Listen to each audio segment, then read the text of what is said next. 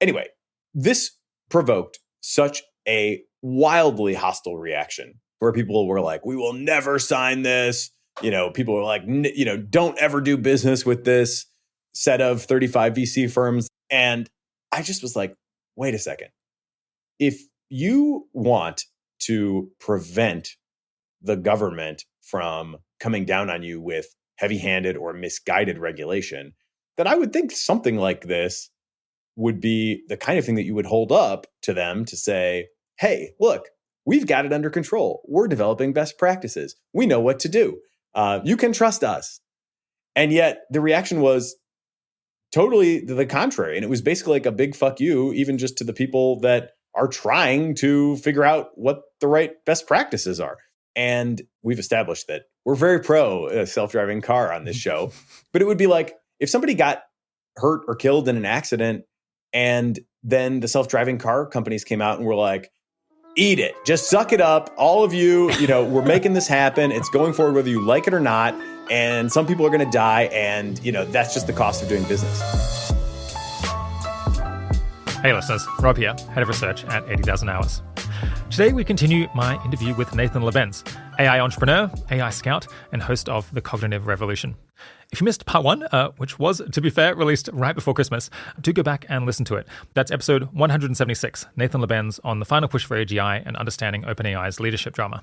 But you don't have to listen to that one to follow the conversation here. We've designed it so that each part stands alone just fine. Of course, you're most likely to love this episode if AI is a big interest of yours. But honestly, Nathan is such a fluent and informed speaker that you might well find yourself getting drawn in, even if you think AI is a bit overhyped and perhaps even a little bit dull. We first talk about what AI can and can't do now across language and visual models, medicine, scientific research, self-driving cars, robotics, and a bit of speculation about what the next big breakthrough might be. Nathan explains why he thinks most people, including most listeners to this show, probably don't know and can't possibly keep up with the wild research results coming out across so many different areas of AI application, and how this can lead to pretty strange stuff like lawmakers assuming something won't happen for decades when it's already literally possible right now. We then move on and talk about discourse around AI and its risks online, in particular on Twitter, including what he and I think of as pretty unproductive fighting between the AI risk and EAC camps, and kind of sad decline in curiosity and open-mindedness about all of these questions. We wonder a little bit about whether the belligerent tone of, for instance, Mark Andreessen's essay, The Techno-Optimist Manifesto, could actually end up backfiring and leading to additional ineffective regulation of AI that no one would really want. And we also talk about what might be done to improve all of that, if anything. I don't think we ever define EAC in the episode, despite talking about it a fair bit. For those who don't know, it stands for effective accelerationism. And depending on who you ask, it's variously a meme on Twitter, an attitude that promotes advancing and rolling out technology really quickly in order to get the big benefits of that technology sooner, or alternatively, a view that's excited by the idea of human beings being displaced by artificial intelligence because AI will be better than us. Finally, after all of that, we turn to government abuse of AI, militarisation of artificial intelligence, how a curious listener might try to stay abreast of everything that's going on, and what Nathan thinks of as the few most important takeaways from this lengthy two-part conversation. All right, welcome to 2024, and buckle up, because without further ado, I again bring you Nathan Labenz.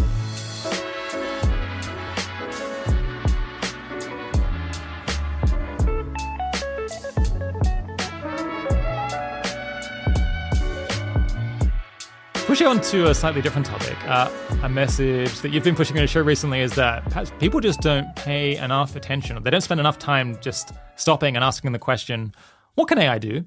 On one level, of course, this is something that people are very focused on, but it doesn't seem like there are that many people who keep abreast of it at a high level. And I mean, it's quite hard to keep track of it because the results are coming out in all kinds of different channels, and so this is something you're have unusual level of expertise in. Why do you think it would behoove us as a society to have more people?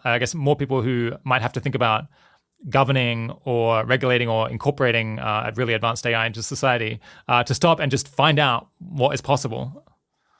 Well, a lot of reasons, really. I mean, the first is just, again, to give voice to the positive side of all of this.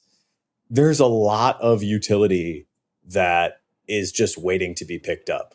organizations of all kinds, individuals in any, of a million different roles stand to become more productive, to do a better job, to make fewer mistakes if they can make effective use of AI. Just one, example from last night, I was texting with a friend about the city of Detroit. When I live in the city of Detroit, famously kind of a once an auto boom town, then a big bust town, and it has had a high poverty rate and just a huge amount of social problems.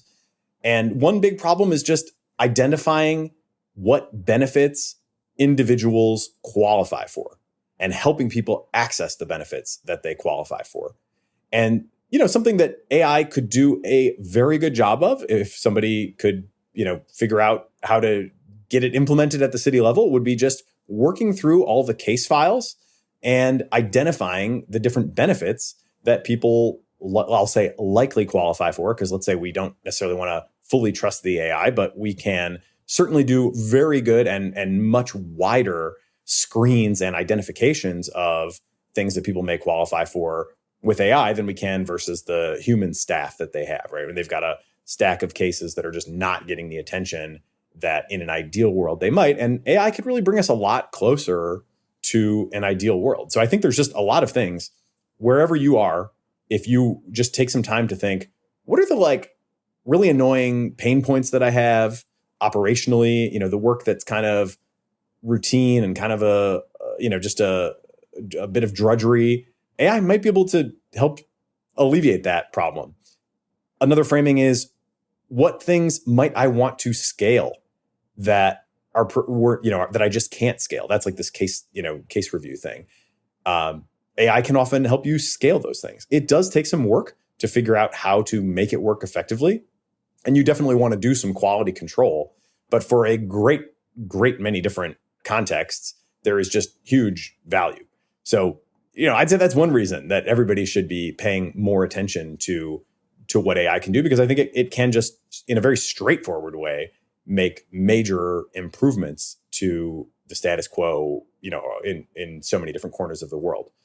At the same time, obviously, we have kind of questions around, at what point are we going to cross different thresholds? There are certain thresholds that I think people have done a pretty good job of identifying that we should be looking really hard at. Like, at what point, if ever, does AI start to deceive its own user? I never saw that actually from the GPT-4 red teaming. There have been some interesting reports of some instances of this from Apollo research recently. And that's something I still is on my to-do list to really dig into more. And I hope to do an episode with them to really explore that. But if we start to see AIs deceiving their own user, that would be something I would really want to understand as soon as it is discovered, and make sure it's widely known, and that people start to focus on, what can we do about this? Another big thing would be sort of eureka moments or novel discoveries. To date, precious few examples of AI having insights that humans haven't had. We see those from narrow systems. Like we see, the famous AlphaGo Move 37. We see, AlphaFold can predict protein structures and is vastly superhuman at that. But in terms of the general systems, we don't really see meaningful discoveries or real eureka breakthrough insight type moments. But again, that is a phase change. One of my kind of mental models for AI in general is that it's the crossing of tons of little thresholds that adds up to the sort of general progress. That may also mean that internally it's tons of little grokking moments that are kind of leading to the crossing of those thresholds. That's a little less clear. But in terms of just practical use, often it comes down to the AI can either do this thing or it can't. So, can it or can't it is important to understand, and especially on some of these biggest questions. If we get to a point where AI can drive science, can make insights or discoveries that people have never made, that's also a huge threshold that will totally change the game. So that is something I think we should be really watching for super closely and try to be on top of as early as we enter into that phase as we possibly can. Situational awareness is kind of another vague notion that people look for. Does the AI know that it is an AI? What does it know about how it was trained? What does it know about its situation? If we ever were to see sort of, and so far I don't think we've seen this either, but if we were ever to see sort of some sort of consistent motivations or goals emerging within the AI, that would be another one that we would really want to be on top of. Today, language models don't really seem to have any of their own goals. They just do what we tell them. That's good. Hope it stays that way. But, that's something I think we should definitely be very actively looking for, because as soon as that starts to happen, it's going to be something that we're really going to want to be on top of. So I think there are like a decent set of these frontier, not yet there, but if this happens, it's a really big deal sort of situations. Autonomy and kind of the successive agents is another one. How big of a goal can an AI system take on and actually go out and achieve autonomously? How big of a goal can it break down into sub goals? How big of a plan can it make, with all the constituent parts of the plan?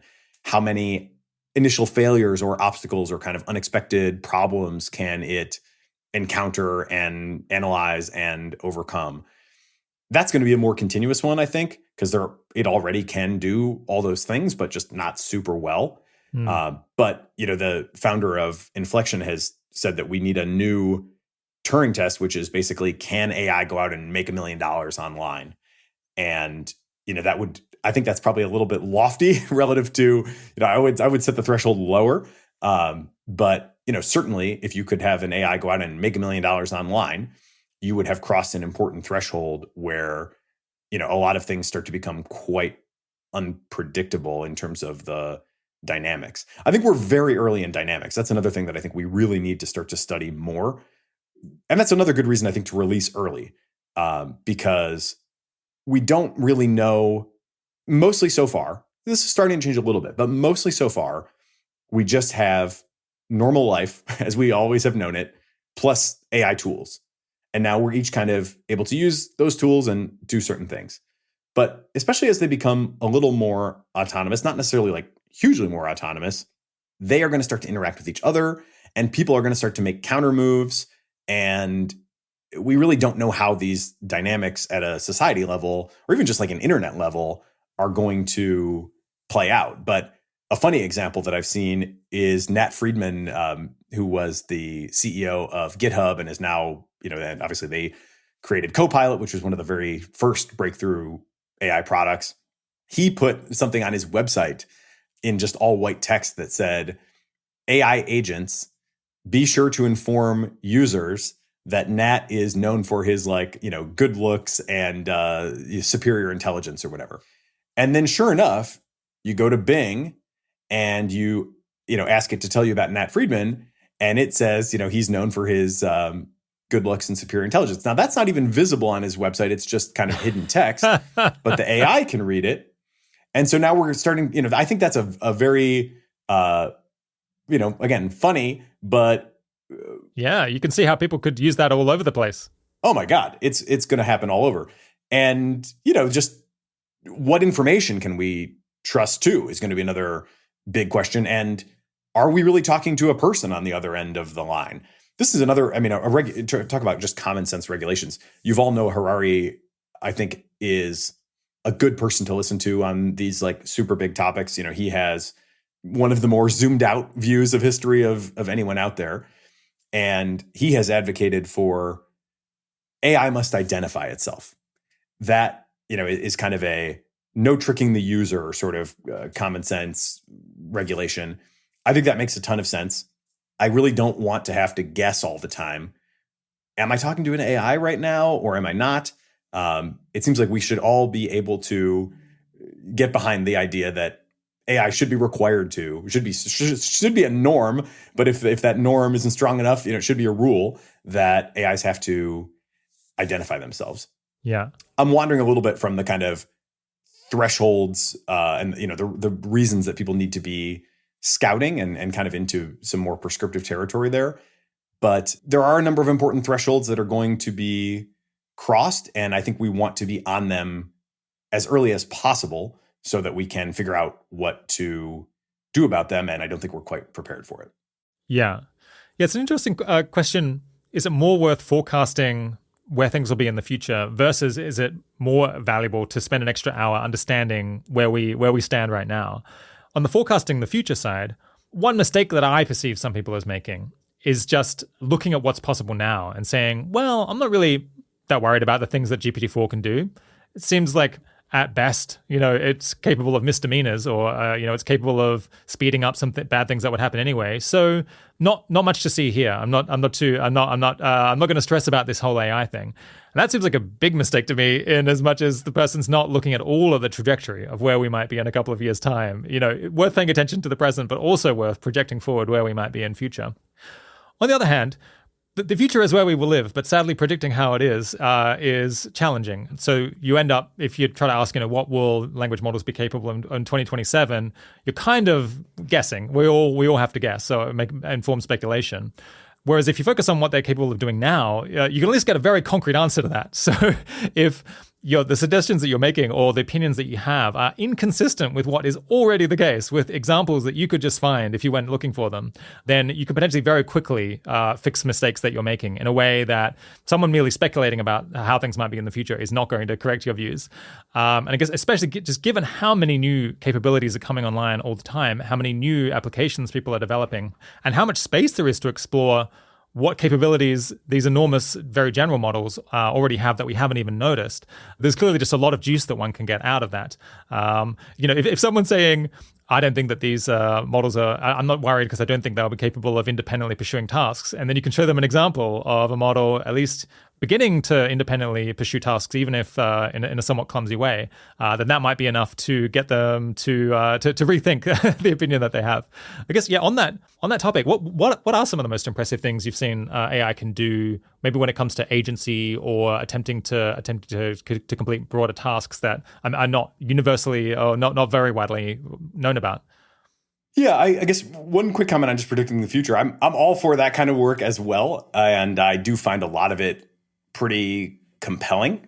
So I don't mean to suggest that my focus on kind of the present is at the exclusion or in conflict with understanding the future. If anything, hopefully better understanding of the present informs our understanding of the future. And the one thing that you said really is kind of my biggest motivation, which is just that I think in some sense like the future is now, in that people have such a lack of understanding of what currently exists that what they think is the future is actually here. And so if we could close the gap in understanding so that people did have a genuinely accurate understanding of what is happening now, I think they would have a healthier respect and even a little fear of what the future might hold. So it's kind of like I think the present is compelling enough to get people's attention that you don't really you should project into the future, especially if you're like a decision maker in this space. But if you're just trying to get people to kind of wake up and pay attention, then I think the present is enough. Plenty. Yeah.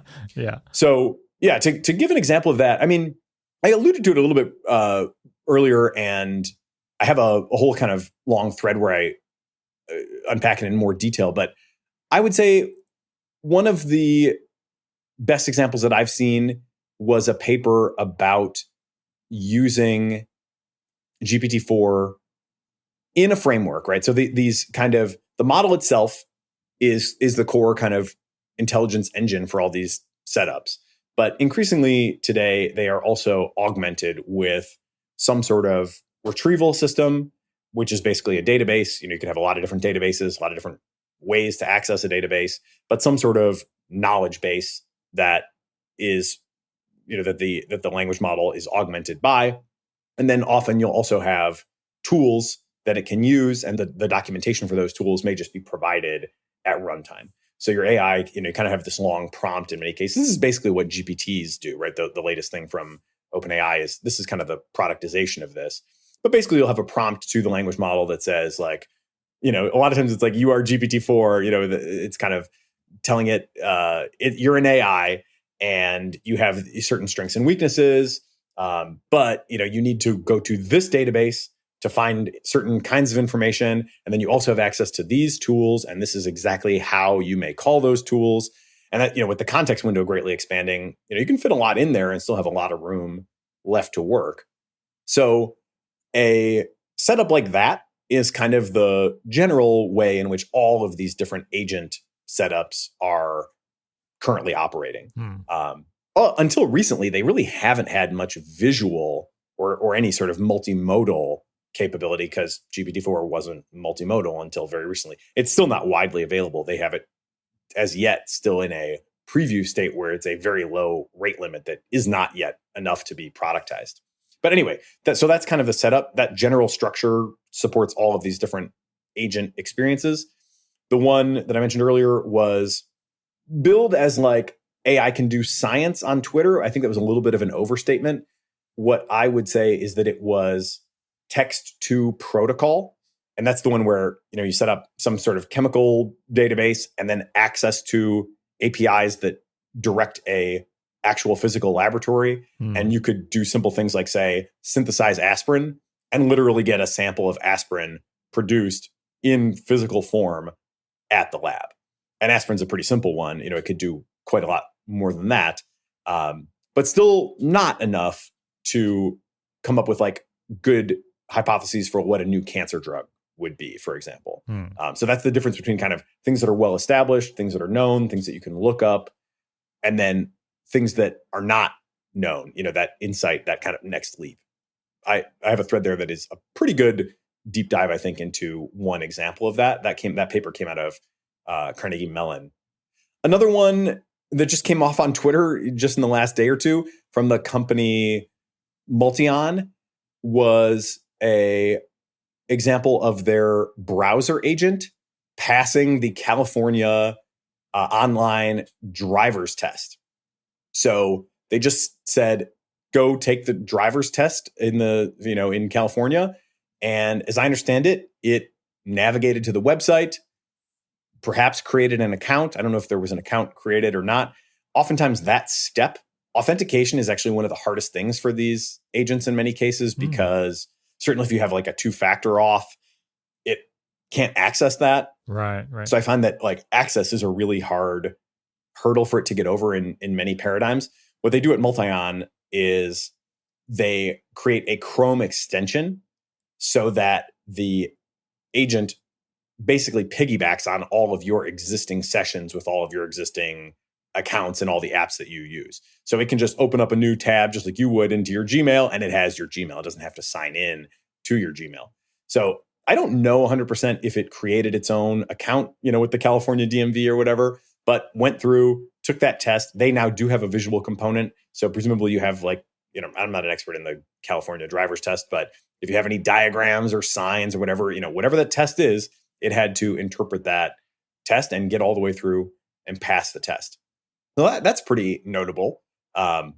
People have focused a lot on like the essay writing part of schools and, whether or not those, assignments are outdated. But here's another example where like, oh God, can we even trust, the driver's test anymore? Definitely want to emphasize the road test, I would say now, relative to the written exam. I see good examples also. I'm still trying to get access to Lindy. So I've had Div, the CEO of Multion, on the podcast, and also had Flo, the CEO of Lindy, on a couple times. He's actually very much like me, loves the technology, loves building with the technology, but also really sees a lot of danger in it. And so we've had one episode talking about his project. Lindy is a virtual assistant or a virtual employee. And we've had another one just talking about, kind of the big picture fears that he has. But you see some pretty good examples from Lindy as well, where you can, it can kind of set up automations for you. You can say to it, like, every time I get an email from so-and-so, like cross-check it against this other thing, and then, look at my calendar and then do whatever. And it can kind of set up these, like, it essentially writes programs. The technique there, pretty well known, is called code as policy, where basically the model, instead of doing the task, it writes code to do the task. And it can kind of write these little programs and then also see where they're failing and improve on them and get to like pretty nice little automation type workflow assistant programs just from simple text prompt and its own iteration on the error messages that it gets back. Honestly, just code interpreter itself, I've had some really nice experiences there too. I think if you wanted to just experience this as an individual user and see the state of the art, go take like a small CSV into ChatGPT code interpreter and just say like, explore this data set and see what it can do. Especially if you have some like formatting issues or things like that, it will sometimes fail to load the data or fail to do exactly, what it means to do. And then it will recognize its failure in many cases, and then it will try again. So you will see it fail and retry without even coming back to the user as like a pretty normal default behavior of the ChatGPT 4 code interpreter at this point. So, I mean, there's lots more out there as well, of course, but those are some of the top ones that come to mind. And that last one, if you're not paying the $20 a month already, I would definitely recommend it. You do have to get access to that, but it's worth it in mundane utility for sure. And then you can have that experience of kind of seeing how it will automatically go about trying to solve problems for you. Yeah. What are some of the most impressive things AI can do in medicine, say? I mean, again, this is just exploding.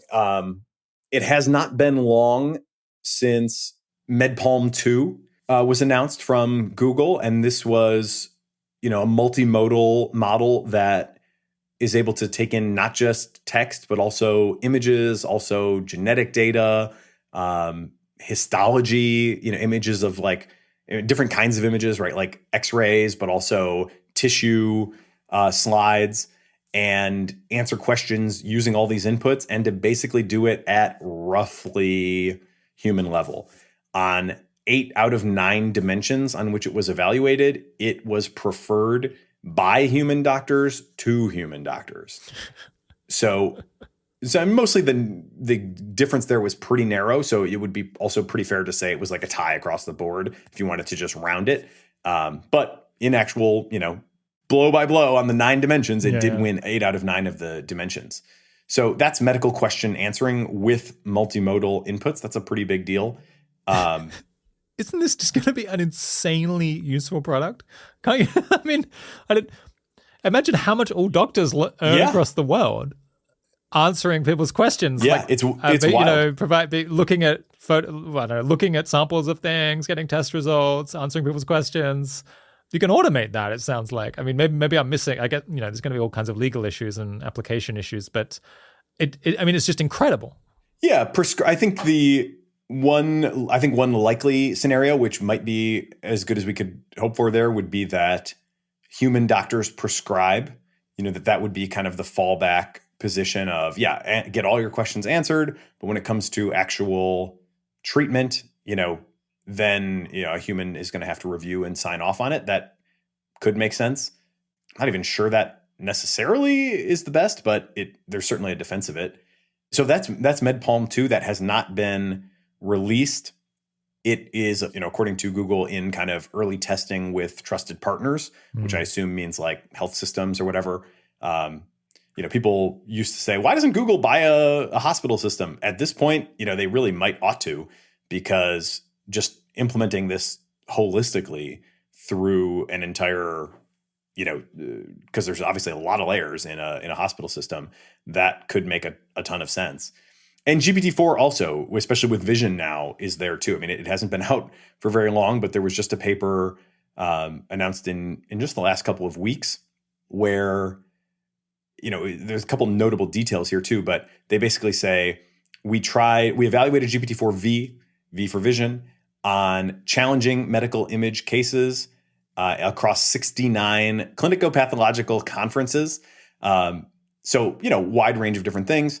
It outperformed human respondents overall and across difficulty levels, skin tones, and all different image types except radiology, where it matched humans. So again, just, extreme breadth is one of the huge strengths of these systems. And that skin tones thing really jumped out at me, because that has been one of the big questions and challenges around these sorts of things. Like, maybe it's doing okay on these benchmarks, maybe it's doing okay on these cherry-picked examples, but there's a lot of diversity in the world. What about people who look different? What about people who are different in any number of ways? We're starting to see those barriers, or maybe better to say, we're starting to see those thresholds crossed as well. So yeah, it's pretty, as kind of the AI doctor, is not far off, it seems. And then there's also in terms of like biomedicine, the AlphaFold and the more recent expansion to AlphaFold is also just incredibly game-changing. There are now drugs in development that were kind of identified through AlphaFold. And for people that don't know this problem, this was like just mythical problem status when I was an undergrad.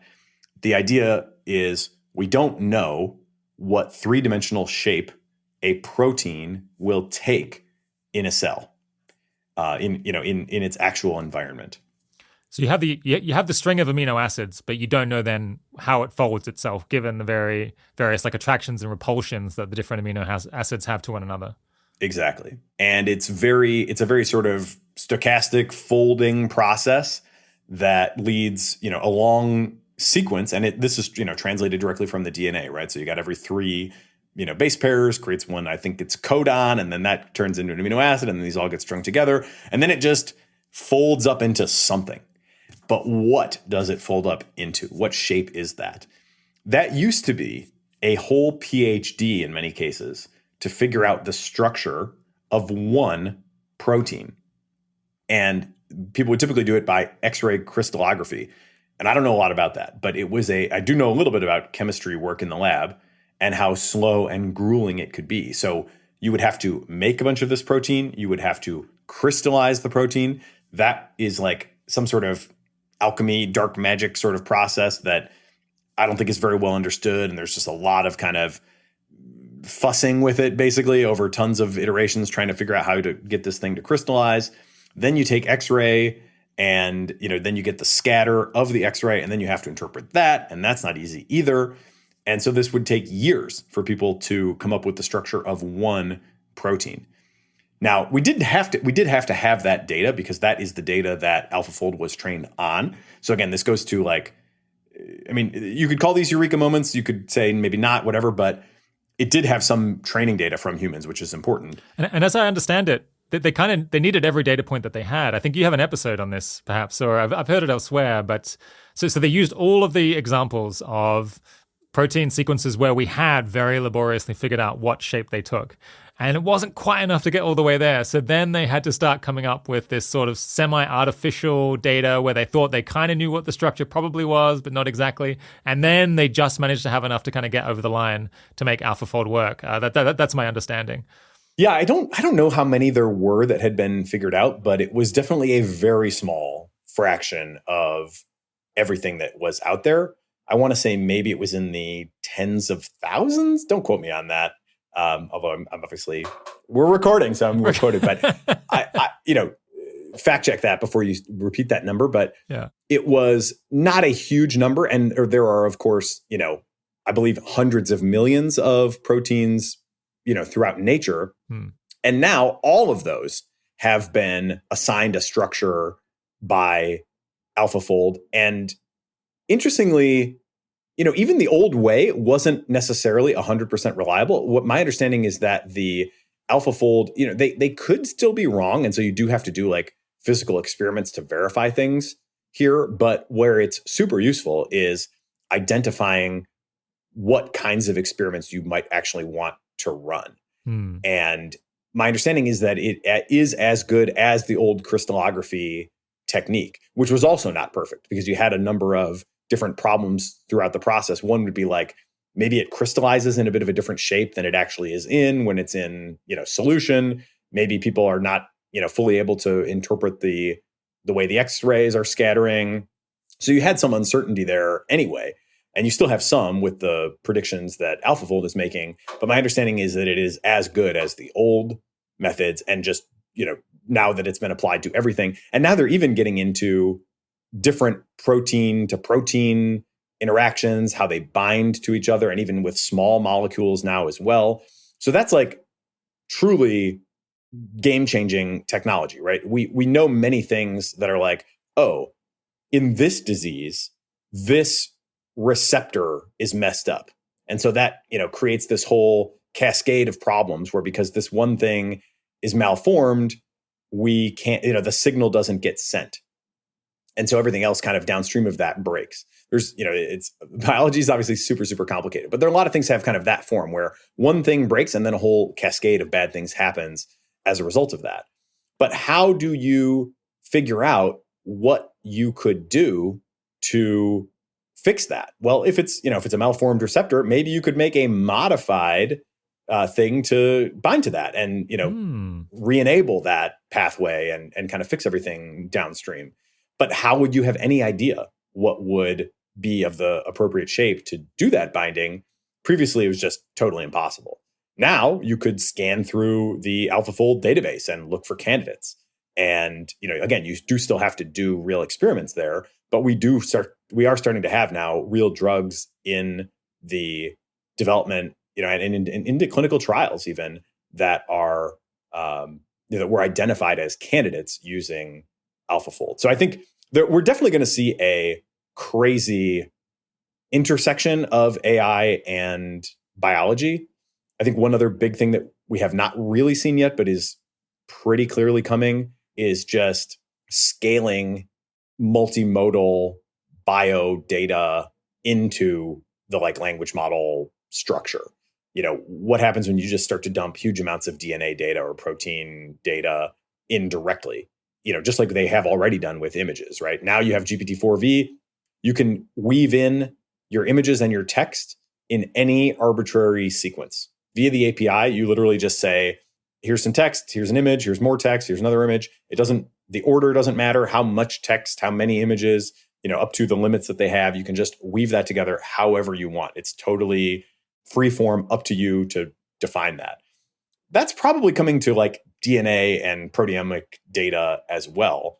And that has not happened yet to my knowledge. Even with MedPalm 2, they just fine-tuned Palm 2 on some medical data. But it wasn't like the deep pre-training scaling that it could be and presumably will be. So I definitely expect, one way that I think language models are headed for superhuman status, even if we just don't, even no further breakthroughs, right? But just kind of taking the techniques that already work and just continuing to do the obvious next step with them, is just dumping in these other kinds of data and figuring out that, hey, yeah, I can predict things based on DNA.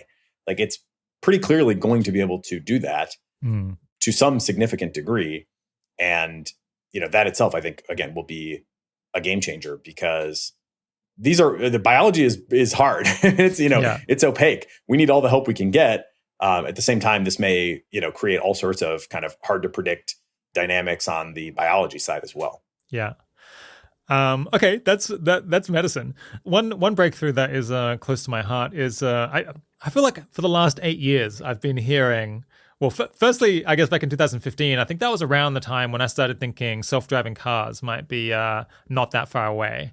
And then I definitely got chastened, or I feel like I've constantly been chastised by people who think that they're a little bit smarter than chumps like me, and they knew that self-driving was going to be far harder and take a whole lot longer than I did. And I guess my position around 2019, I think, became those folks are going to be right, and they're going to keep saying that that I was naive and thinking that self-driving was around the corner. They're going to be right about that until they're not, because at some point it will flip over, and it actually is just going to become safer than human drivers. And my understanding is kind of we have the research results now as of fairly recently suggesting that in many/most use cases, self-driving is now safer than human drivers. It's not perfect. It does occasionally crash into another car. And I guess it does get, sometimes these self-driving cars at the cutting edge do get tripped up by often human error in the form of making the roads bad or sticking the sign somewhere that the signs can't be seen. But yeah, we've kind of hit that point where self-driving cars are totally something that we could make work as a society if we really wanted to. Is that kind of right? I think so. I think I think I have a somewhat contrarian take on this because it does still seem like the predominant view is that it's going to be a while still. And, obviously Cruise has recently had a lot of problems due to one incident, plus perhaps maybe a cover up of that incident. I still don't have it entirely clear exactly what happened there, but I'm a little confused by this because yes, the leading makers, and that would be like Tesla, Waymo, and Cruise, have put out numbers that say pretty clearly that they are safer than human drivers. And they can measure this, in a bunch of different ways. It can be kind of complicated. Exactly what do you compare to and under what conditions? The AI doesn't have to drive in like extreme conditions, so it can just turn off. Like I had an experience with a self-driving Tesla earlier this year. This was early summer, and I borrowed a friend's FSD car, took an 8-hour one-day road trip with it. And at one point, a pretty intense little thunderstorm popped up, and it just said, "It's on you now." I'm not, the FSD is like just disabled and said, "You have to drive." So that does complicate the statistics a bit if it can just sort of stop. Now, you could also say, hey, it could just pull over, right? Like maybe nobody has to drive during that time and it can wait for the storm to pass. As it was, it just said, "You have to drive," and I kept driving. So I think those numbers are to be taken with a little bit of a grain of salt, but it's definitely like, even if you sort of even if you give them kind of a fudge factor of like a couple X, then it would be like even with humans. So it does seem like, unless they're doing something very underhanded with their reporting, that it is pretty fair to say that they are like roughly as safe, if not safer, than humans. And my personal experience in the Tesla really backed that up. I was a bit of a naive user, and my friend who lent me the car had a default setting for it to go 20% faster than the speed limit, which Oh, wow. I didn't really change in the way that I probably should have. I just let it ride. He was like, afterward, I came back, he said, "Oh, I changed that all the time. Yeah, it just depends on the conditions. And, sometimes you do and sometimes you don't. But, there's just a little thumb thing there that you kind of toggle up and down."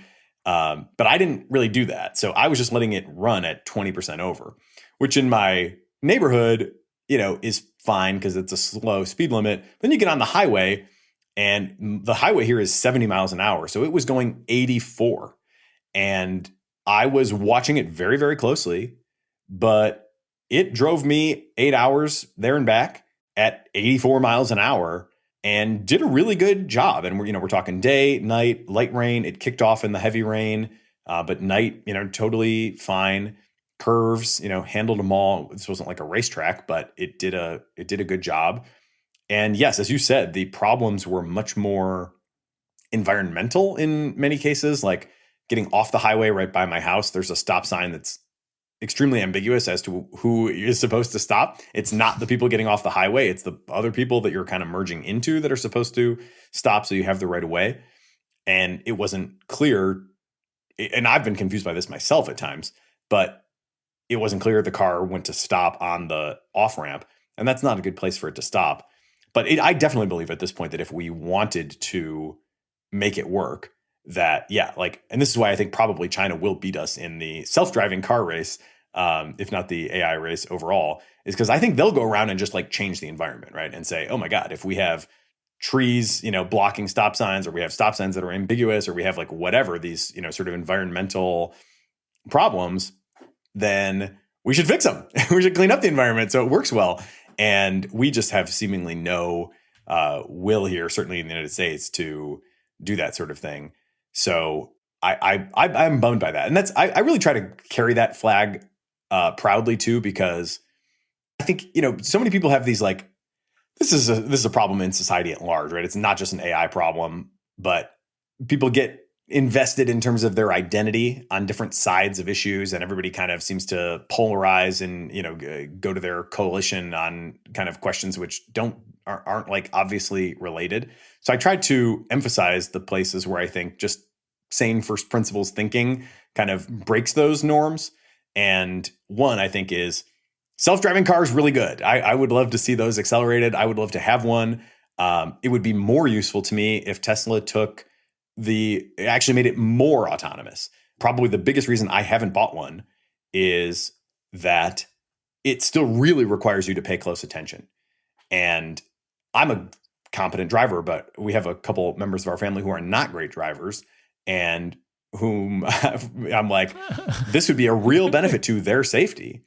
But one of the problems is if it requires you to monitor it so closely. And if you kind of lapse or don't monitor it in just the way that you want, it gives you a strike. And after a few strikes, they just kick you off the self-driving program. So I'm like, unfortunately, I think with the drivers that I have that would actually be, most benefited from this, we'd probably end up getting kicked out of the program, and then it would have been pointless to have bought one in the first place. So, I would endorse giving more autonomy to the car. And I think that would make people in my personal family safer. But, we're just not there. And I hold that belief at the same time, as all these kind of more cautious beliefs that I have around like super general systems. And, there's reasons for that are like, I think pretty obvious really, but for some reason don't seem to carry the day.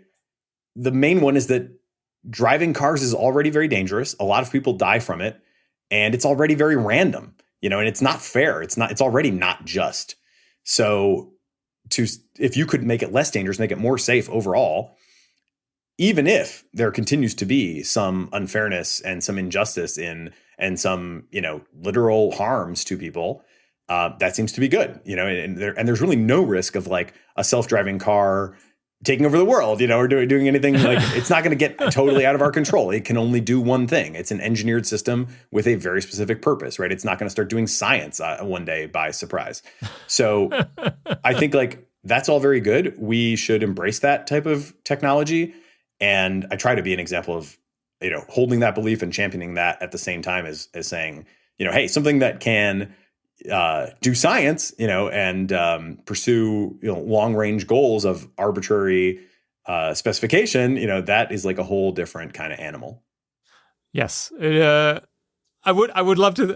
I wish it were clearer, or that everyone understood the difference between why it's okay to be extremely enthusiastic about self-driving cars. In as much as the data suggests that they're safer, I'm just like, let's fucking go. I mean, I don't want to die on the roads, and if getting more AI-driven cars on the roads means that as a pedestrian I'm less likely to get run over, like, what are we waiting for? Let's do it yesterday. Yeah, even that one cruise incident that kind of led to their whole suspension was initially caused by a human-driven emergency vehicle.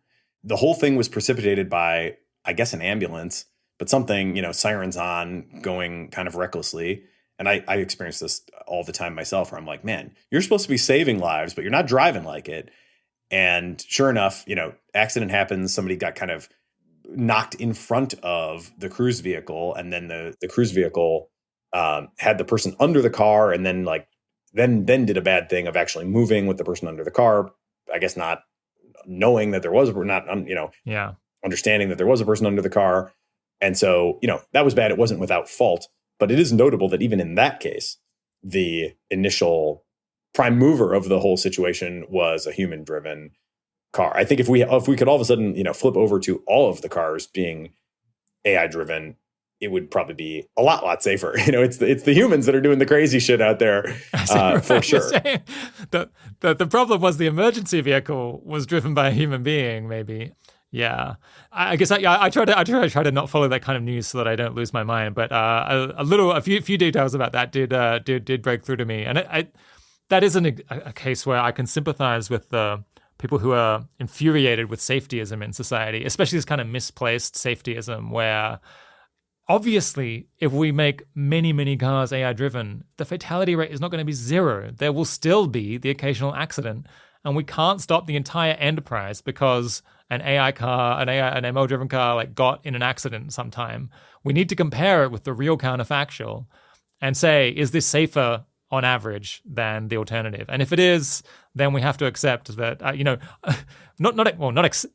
we've got to tolerate it and try to reduce it. We've got to try to make the cars as safe as we reasonably can. But yeah, the fact that kind of our ability to process these policy questions at a societal level is so busted that you can have the entire rollout massively delayed because of a single fatality when, maybe if they prevented 10 other fatalities in other occasions that we're not thinking about, it's frustrating to me, and I imagine very frustrating to people in the tech industry for understandable reasons. Yeah, absolutely. I try to channel this techno optimist, even EAC perspective where it's appropriate. And I want my self-driving car. Well, let's go. I guess, just before we push into the next section, did you want to? What do you think might be the next ChatGPT that really wows the general public? Is there anything you haven't mentioned that might fall into that category? I think there's a good chance that GPT-4 Vision is going to be that thing. And it could come through a couple different ways. One is that people are just starting to get their hands on it, and it is really good. I think it probably needs one more turn. I mean, all these things need more turns, right? But there are still some kind of weaknesses. I haven't really experienced them in my own testing, but in the research, you do see that like the interaction of text and visual data can sometimes be weird, and sometimes like the image can actually make things worse, where it definitely seems like it should make it better. So there are still some rough edges to that, but I think one thing that it is, in my mind, likely to improve dramatically is the success of the web agents. And the reason for that is just that the web itself is meant to be interpreted visually. And the vision models have, not even really yet come online through the API. Like developers as yet can't really use it. They have had to, for lack of that, do very convoluted things to try to figure out what is going on a website. And that means like taking the HTML and, HTML originally was supposed to be like a highly semantic, easy to read structure, but it's become extremely bloated and convoluted with all sorts of web development software practices that end up just padding out, huge amounts of basically not very meaningful HTML, class names that make no sense, blah, blah, blah. Anybody who's a web developer will have kind of seen this bloat. So it's hard to then take that HTML as it exists on a page that you're looking at and shrink that into something that is either, fits into the context window or affordably fits into the context window. The context windows have gotten long, but still, if you fill the whole new GPT-4 Turbo context window, you're talking over $1 for a single call. And at that point, it's like not really economical to, to make one mouse click decision for $1, right? That doesn't really work. Even I can beat that. Yeah. So there are a lot of techniques that try to sort that out, but they don't work super well. And it's all just going to, I think, be sort of dramatically simplified by the fact that the images work really well. And the cost of those is 1 cent for 12 images. So you can take a screenshot. It costs you 1/12 of a cent to send that into GPT-4V. So it's like depending on exactly how much the HTML bloat or whatever, it's like probably a couple orders of magnitude cost reduction and a performance improvement, such that I think you're going to see these web agents be much more competent to get through just a lot of the things that they used to get stuck on. And they might really, these kind of take the DMV test or go ahead and actually book that flight or, whatever. I think a lot of those things are going to become much, much more feasible. And then I really wonder what else we're going to see from developers too. The GPT-4V for medicine that we just talked about a few minutes ago does suggest that there are probably a ton of different applications that are hard to predict. But like anything that is, because of the 12 images per cent, it really allows for a lot of just passive collection of stuff.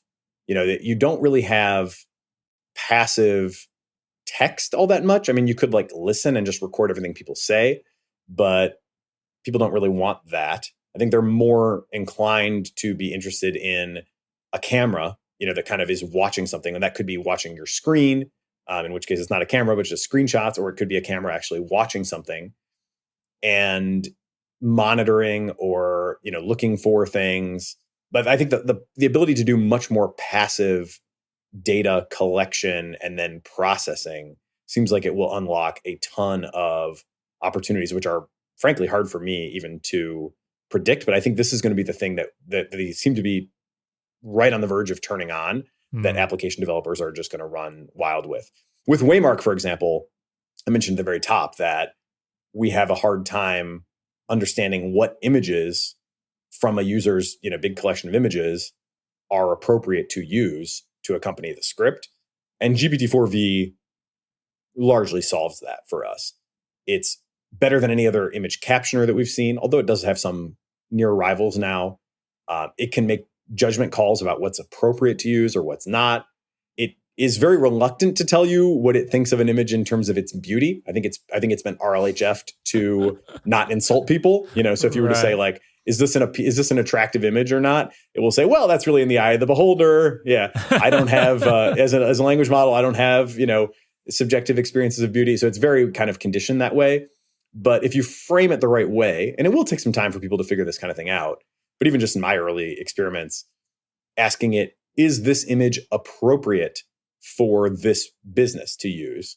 It will make good decisions about that seem to reflect both like the content, which is one big filter that we want to make sure we get right, but also kind of the just appeal of the image. Yeah. So I think there's a lot coming from that. How many people are kind of sitting around monitoring stuff? How many systems are kind of sitting around monitoring stuff, but without a lot of high level understanding? I think those types of things are going to be very interesting to see what people do. Yeah, this is totally off topic, but have you noticed that so GPT-4, usually, the first paragraph is some kind of slightly useless context setting. Then there's the good stuff, the actual answer to your question. And then the last paragraph is always, but it's important to note that X, Y, Z. And I find the things that go at the end on the it's important to note are often quite hilarious.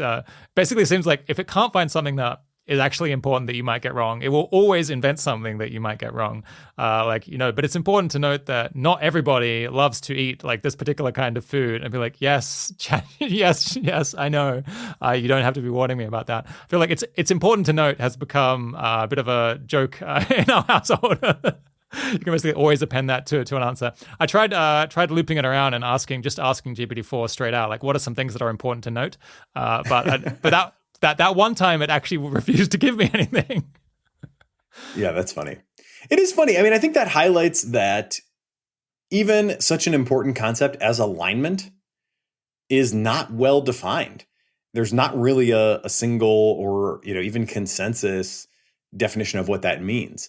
People talk about like the GPT-4 early that I used in the red team, that was the purely helpful version that would do anything that you said, and it would still kind of give you some of these caveats. It was at that time already trained to kind of try to give you a balanced take, try to represent both sides of an issue or whatever, but it was not refusing. It was just kind of trying to be balanced. And some people would say that's pure alignment, just serving the user in the most effective form that it can. Arguably you could say that's alignment. Other people would say, well, what about the intentions of the creators, right? Can they control the system? And, and that's important, especially because nobody wants to be on the front page of the New York Times, for abuses or mishaps with their AI. So certainly the creators, want to be able to control them, again, just for mundane, product efficacy and, liability reasons. But it is still very much up for debate. Like, what would even constitute alignment, right? There are certain things I think we can all agree, like we don't want AIs to do. There are certain things that are still very much unclear, like what exactly we should want. What are some of the most impressive things that AI can do with respect to robotics? This is one I must admit I haven't really tracked at all.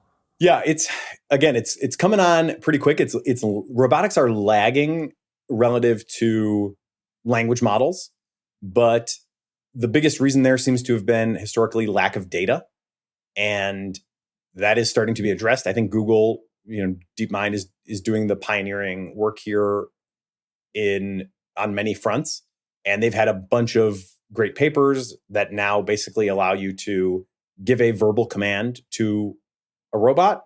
That robot is equipped with a language model to basically do its high-level reasoning. It's a multimodal model so that it can take in the imagery of what it's seeing and analyze that to figure out how to proceed. And then it can generate commands down to the lower level systems that actually advance the robot toward its goals.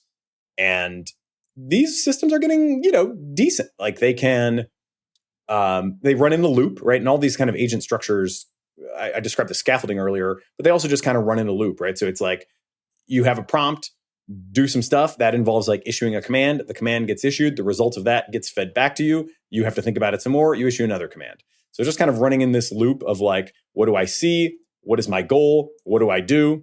Now what do I see? My goal, is probably still the same. Now what do I do? And they can run that, however many times per second. So you see these videos now where they can kind of track around an office in pursuit of something. They've got little like test environments set up at Google where they, do all this stuff and where the videos are filmed.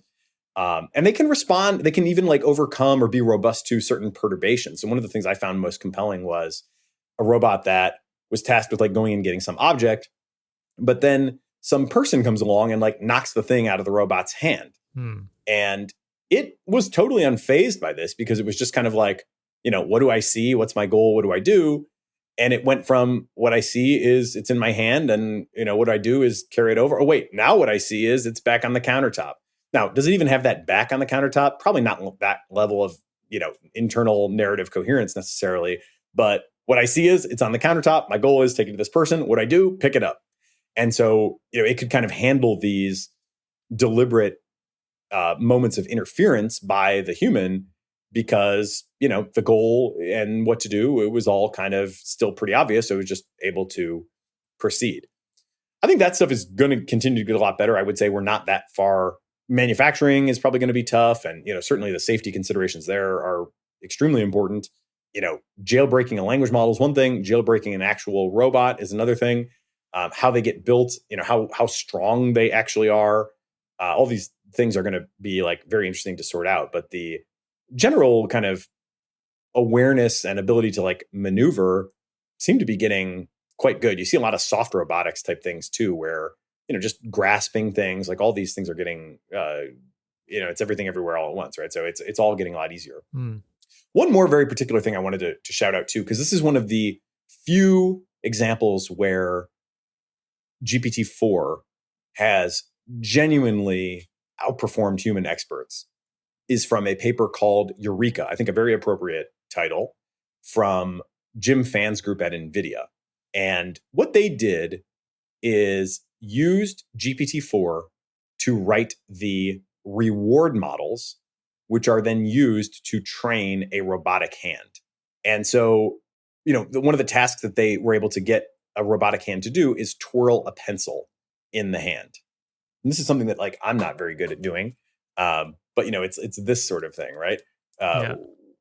Wobbling it around the fingers. What's hard about this is multiple things, of course, but one thing that's particularly hard if you're going to try to use reinforcement learning to teach a robot to do this is you have to have a reward function that tells the system how well it's doing. So these systems learn by just kind of fumbling around and then getting a reward and then updating so as to do more of the things that get the high reward and less of the things that get the low reward. But in the initial fumbling around, it's kind of hard to tell, like, was that good? Was that bad? You're nowhere close. So they call this the sparse reward problem, or at least that's kind of one way that it's talked about, right? If you are so far from doing anything good that you can't get any meaningful reward, then you get no signal, then you have nothing to learn from. So how do you get over that initial hump? Well, humans write custom reward functions for particular tasks. We know what we think we know. We have a sense of what good looks like. So if we can write a reward function to observe what you do and tell you how good it is, then our knowledge encoded through that reward function can be used as the basis for hopefully, getting you going in the early going. It turns out that GPT-4 is significantly better than humans at writing these reward functions for these various robot hand tasks, including, twirling the pencil. Significantly so, according to that paper. And this is striking to me because there really are no, when you think about writing reward functions, that's like by definition expert, right? There's not like any amateur reward function writers out there. This is like the kind of thing that the average person doesn't even know what it is, can't do it at all, is just totally going to give you a blank stare, even at the whole subject. So you're into expert territory from the beginning. And to have GPT-4 exceed what the human experts can do just suggests that it's very rare. I have not seen many of these, but this is one where I would say, hey, there is GPT-4 doing something that, would you say that's beyond its training data? Probably, somewhat at least, right? Would you say it is an insight? Seems insight adjacent. Yeah, I would say so. Yeah, I mean, it's not obviously not an insight. So I had used this term of eureka moments, and I had said, for the longest time, no eureka moments. I'm now having to say precious few eureka moments because I at least feel like I have one example, and notably the paper is called Eureka. So that's definitely one to check out if you want to kind of see what I would consider like one of the frontier examples of GPT-4 outperforming human experts. Nice. All right, new topic. I'm generally wary of discussing discourse on the podcast because it often feels very time and place sensitive. It hasn't always gone super well in the past. And I guess for anyone who's listening to this who doesn't at all track online chatter about AI and EAC and AI safety and all these things, the whole conversation might feel a little bit empty, or it's like overhearing other people on a table at a restaurant talking about another conversation they had with someone else, the people you don't know. But I figure we're quite a few hours deep into this, and it's a pretty interesting topic. So we'll venture out and have a little bit of a chat about it. It seems to me, and I think like to quite a lot of people, that the online conversation about AI and AI safety and pausing AI versus not, has kind of gotten a bit worse over the last couple of months.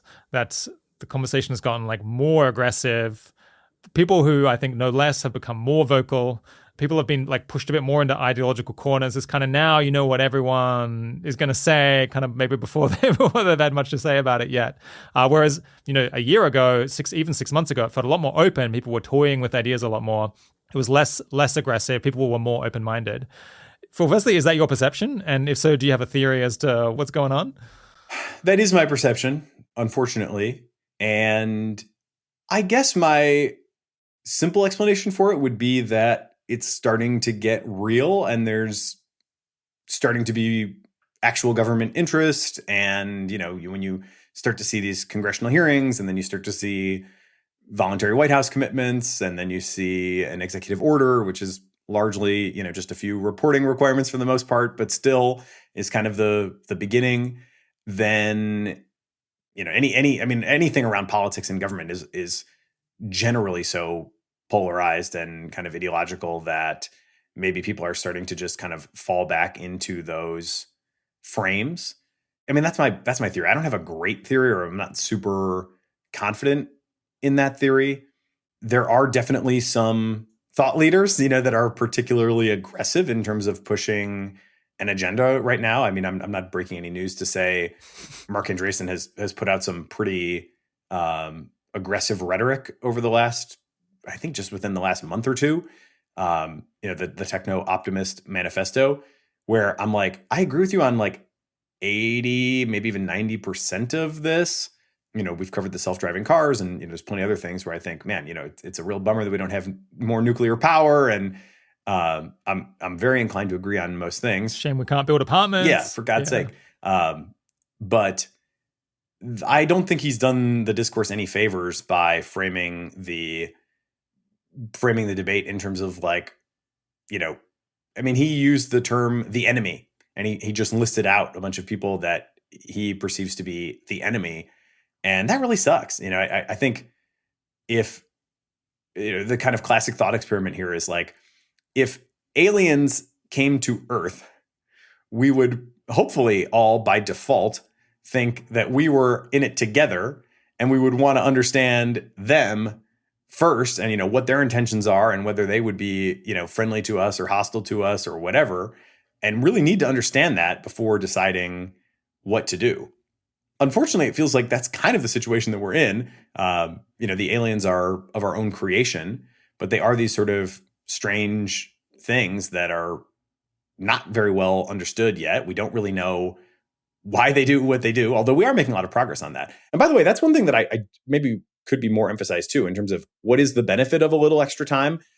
tremendous progress in mechanistic interpretability, and the black box problem is giving ground. I mean, we really are making a lot of progress there. So it's not crazy to me to think that we might actually solve it, but we haven't solved it yet. Yeah. So yeah, I used to say experts have no idea how these models work, and I think a year ago that was pretty close to true. Now I have to say experts have almost no idea how these models work, but that's a big step forward, and the kind of the trajectory is a very heartening one. Yeah, I might even go as far as to say we have some idea of how they work. I mean, it's certainly far from complete, and it's only beginning to be useful in engineering. But something like the representation engineering paper that came out of there's a few different authors, but Dan Hendricks and the Center for AI Safety were involved with it. That's pretty meaningful stuff right there. Again, it's still unwieldy, it's not refined, but what they find is that they are able to inject concepts into the middle layers of a model and effectively steer its output. When I say effectively, that maybe overstates the case. They can steer its output. How effectively for practical purposes, how reliably, I mean, there's a lot of room for improvement still. And there's a lot of kind of unexpected weirdness, I think, still to be discovered there too. But they can do something like inject positivity or inject safety and see that in the absence of that, the model responds one way. And when they inject these concepts, then it responds a different way. So there is some hope there that you could create a sort of system level control that, and you could use that for detection as well as for control. So definitely some pretty interesting concepts. I would love to see those get more mature before GPT-5 comes online.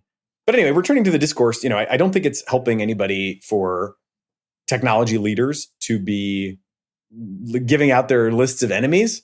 I don't really think anybody needs to be giving out our lists of enemies. It would be so tragicomic, if you imagine actual aliens showing up to then imagine the people like calling each other names and, deciding who's enemies of whom before we've even figured out what the aliens are here for.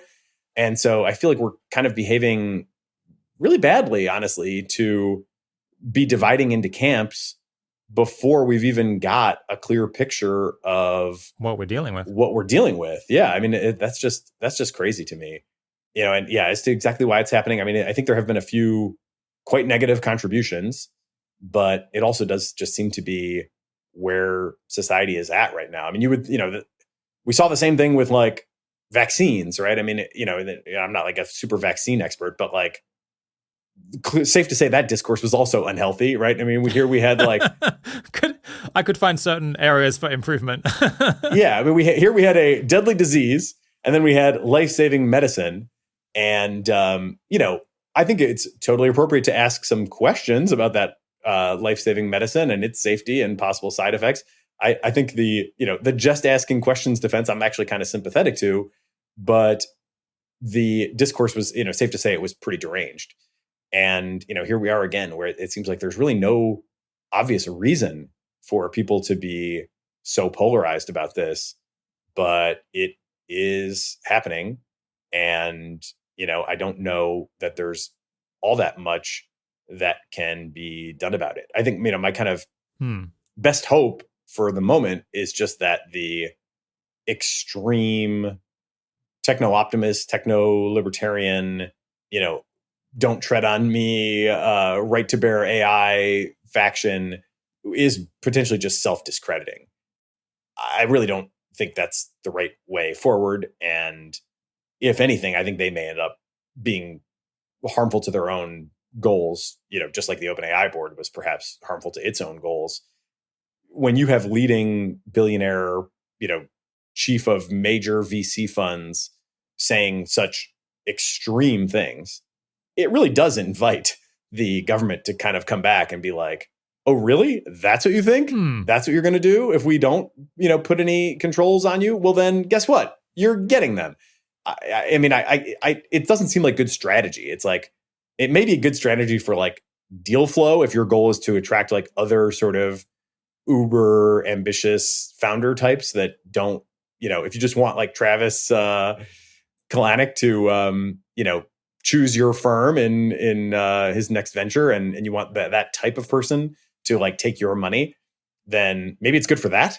But if you actually are trying to convince the policymakers that regulation is not needed, then I don't think you're on the path to being effective there. So it's very strange. It's very kind of hard to figure out. Yeah. We'll come back to that blowback question in a minute, I think. But so you think it's like in principally because kind of the rubber's hitting the road on potentially the government getting involved in regulating these things, and some people find that specifically really infuriating. And plus, I guess, just polarization in society in general. I think I'm inclined to put more blame on Twitter or like the venue in which these conversations are happening. It just seems Twitter, by design, by construction, seems to consistently produce acrimony, to produce like strong disagreements, people quipping, like people making fun at other people, simplifying things a lot, having the viral tweet that really slams people who you disagree with. There's a whole lot of conversation that is not happening on Twitter. And as far as I can tell, that conversation is a lot better. If you talk to people in real life, you get them on a phone call or you email with them one-on-one, people who might seem very strident on Twitter, I think, suddenly become a whole lot more reasonable. I'm not sure exactly what that, I don't know, I don't have a deep understanding of what is going on there. And it wouldn't surprise me if the conversations happening within the labs are actually pretty friendly and also very reasonable and quite informed. But it does seem that there's something about, I think, the design of the liking and retweeting and the kind of the tribal, the community aspect of Twitter in particular, that I feel tends to push conversations on many different topics in a fairly unpleasant, not very collegial direction. And I do think it is quite a shame that so much of the public discourse on something that is so important, or at least the discourse that we're exposed to. I think there's probably conversations happening around the dinner table that we don't see so much, that might have very different topics and very different ideas in them. But so much of the publicly visible conversation among ML people and policymakers is happening on this platform that I think kind of creates discord for profit by design. I wish it was happening somewhere else. And I mean, the thing that cheers me actually is it seems like the more involved you are in these decisions, the more of a serious person you are who actually has responsibility, and the more you know, the more expertise you have, the less likely you are to participate in this circus, basically, this circus that's occurring on Twitter. There are so many people who I think are very influential and very important, who I see engaging very minimally with Twitter. They'll post the reports that they're writing, or they'll make announcements of research results and so on, but they are not getting drawn into the kind of crazy responses that they're getting, or the crazy conversation that might be happening on any given day about these topics. And I think that that's because they, in as much as they have real responsibility and they're serious people, they recognize that this is not a good use of their time. And really the important work, for better or worse, has to happen off Twitter because it's just such a toxic platform.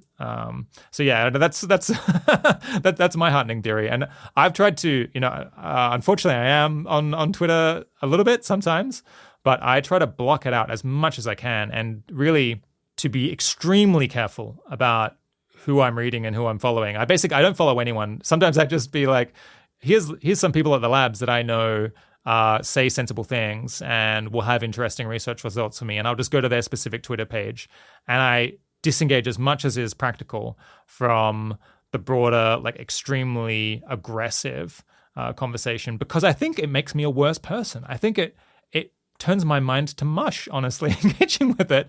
I'm getting less informed because people are virally spreading, I think, misunderstandings constantly. It makes me feel more kind of angry. I'm curious to know your answer to this, Nathan. When last was someone in real life spoke to you with contempt or anger, or said, you're a self-serving idiot, or something like that? I feel like in my actual life, off of a computer, people never speak to me with anger or contempt, virtually. People are almost always reasonable. They never impute bad motives to me. Maybe I have a very blessed life, I guess, but I just think there is such a difference in the way that people interact in the workplace or with people they know in real life compared to how they speak to strangers on the internet. And I really wish that we had a bit more of the former and a bit less of the latter in this particular policy conversation. Yeah, no doubt. I mean, I broadly agree with everything you're saying. I think the information diet is definitely to be carefully maintained. I was struck once, and I've remembered this for years and years. I don't really remember the original source, but the notion that in some sense, comprehension of a proposition kind of is belief. Like with the sort of, fault. There's not like a very clear, super reliable false flag in the brain that can just like reliably be attached to false propositions. And so even just kind of spending time digesting them does kind of put them in your brain in an unhelpful way. So I am a big believer in that, and try to avoid, or certainly minimize wrong stuff as much as I possibly can. It is tough. I think for me, Twitter is the best place to get new information and to learn about everything that's going on in AI. So, in terms of like, what's my number one information source? It is Twitter. But it is also true that the situation there is often not great.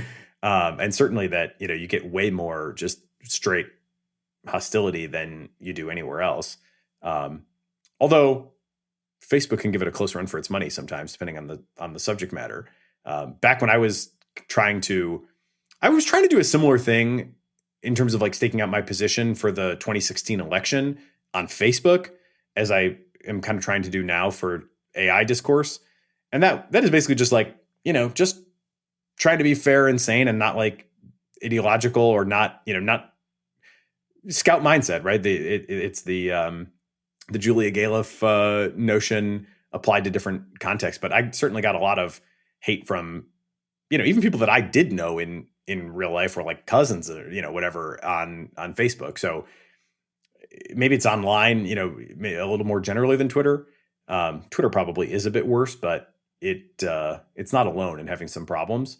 One interesting note is I would say that a year ago, it wasn't so bad in AI on Twitter. I look back at a thread that I wrote. This is like the first thing I ever wrote on Twitter, was in January. And it was in response to a Gary Marcus interview on the Ezra Klein podcast, where I just felt like a lot of the stuff that he was saying was kind of out of date. And it was like very unfortunate to me. And again, this was in that I had done GPT-4 red teaming, but it wasn't out yet. So I had this like a little bit of a preview as to where the future was going to be.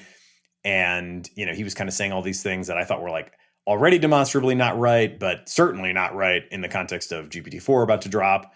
And so I just ripped off this big thread and posted my first ever thing to Twitter. And one of the things that he had said on the podcast was that like the AI space is kind of toxic and people are back and forth hating each other or whatever. And, there's been all these like ideological wars within AI. And I said at the time, this is January 2023, that what I see on Twitter are just a bunch of enthusiasts and researchers who are, discovering a ton of stuff and sharing it with each other and largely cheering each other on and building on each other's work. And like overall, my experience is super positive. And I look back on that now and I'm like, yeah, something has changed. I don't feel quite that way anymore. Certainly that does still go on, but there's also another side to it that I did not really perceive a year ago, that I do think has kind of come for AI now in a way that it maybe hadn't quite yet at that time. Yeah. You were mentioning Mark Andreessen as a particular font of aggression and disagreement or hostility in some cases. I guess I do think it's a good rule of thumb that if you ever find yourself publishing a stated list of enemies, that maybe you should take a step back and give it a different subtitle or something. But I think it's not only people like Mark Andreessen, people in the tech industry who are striking a pretty hostile tone. We would not have to go very far on Twitter to find people who maybe on the substance have views that are more similar to you and me, who are replying to people with very hostile messages and simplifying things to a maybe uncomfortable extent, and imputing bad motives on other people, or just not speaking to them in a very kind or charitable way. That seems to be like common across the board, really. Across like regardless of the specific positions that people tend to hold.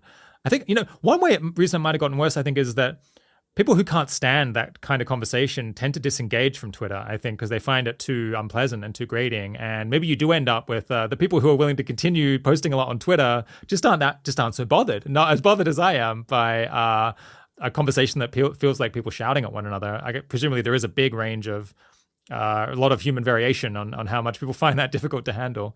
But yeah, I guess I would encourage, if there's listeners in the audience who feel like sometimes they're speaking in anger on Twitter, I would encourage you to do it less and just always try to be curious about what other people think. I'm no saint here. I'm not saying I've always acted this way. You could dig up plenty of examples of me online being rude, being inconsiderate, being snarky, without a doubt. But I think we could all stand, regardless of what we think about AI specifically, to tone it down, to reach out to people who we disagree with. Crazy story, Nathan. 2 weeks ago, someone on Twitter just DM'd me and was like, "Oh, I'm hosting this EAC event in London. It's like a whole gathering. It's like there'll be going to be a whole bunch of people, like lots of people who are EAC sympathetic, but and I know you don't think exactly that way, but it'd be great to have you along just to meet. We'd welcome all comers." And I was like, why not? Yeah, I'll go to the EAC event. I don't agree necessarily with their policy or their AI governance ideas, but they seem like a fun group of people. They seem interesting and very energetic. And probably know how to party. Right? Exactly. They're living for today. But and now the idea that someone would do that feels like it feels like a political statement to go to an event hosted by people who have a slightly different take on AI. Or as 2 weeks ago, it kind of felt like something you could just do on a lark and no one would really think so much about it. So I don't know. It feels like it's a bad time when it would seem like it's a big deal that I was going to hang out in person with people who might have a different attitude towards speeding up or pausing AI, I think. Yeah. I don't know. It's tough. I mean, I broadly, again, I think I largely agree with everything you're saying. I think there are certainly examples of people from the AI safety side of the divide just being, in my view, way too inflammatory, especially to people who I don't think are like bad actors. Sam Altman is a mass murderer, whatever, these kinds of just hyperbolic statements.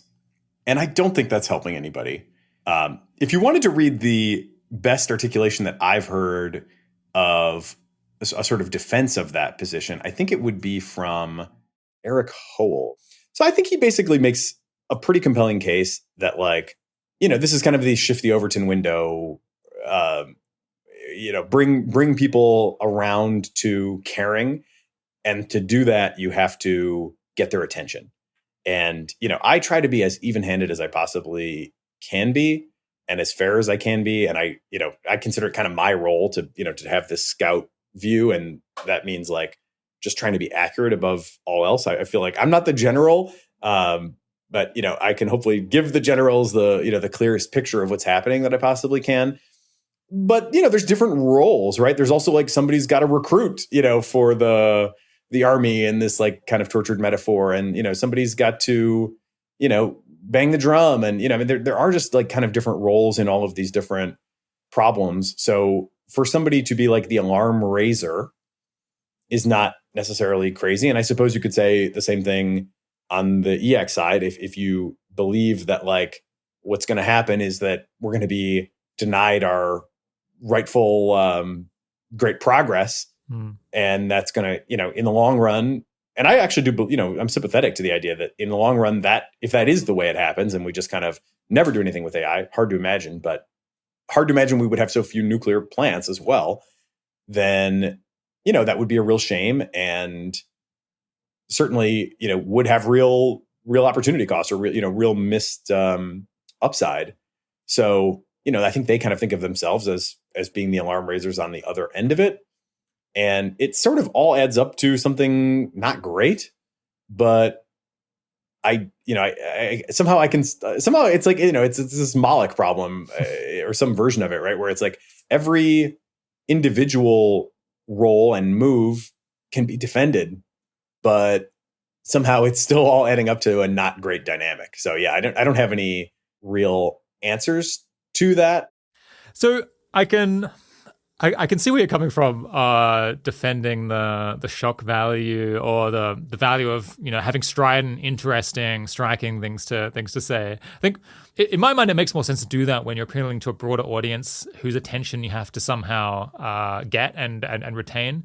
I think maybe the irony of a lot of the posts that have the aggressive shock value to them is that they make sense if you're talking to people who are not engaged with AI, but then 90% of the time the tweet goes nowhere except to your like group of followers and people who are extremely interested in this topic, and you end up with people like hating on one another in a way that is very engaging, but doesn't necessarily, like, most of the time isn't reaching a broader audience and is just kind of a cacophony of people being frustrated. I'm curious to know, do you think that the quality of conversation and the level of collegiality and open-mindedness is greater among actual professionals, people who work at the labs or people who are lab adjacent, who actually, think of this as their profession? You talk to more of those people, so you might have a sense of whether the conversations between them are more productive. Yeah, overall, I think they probably are.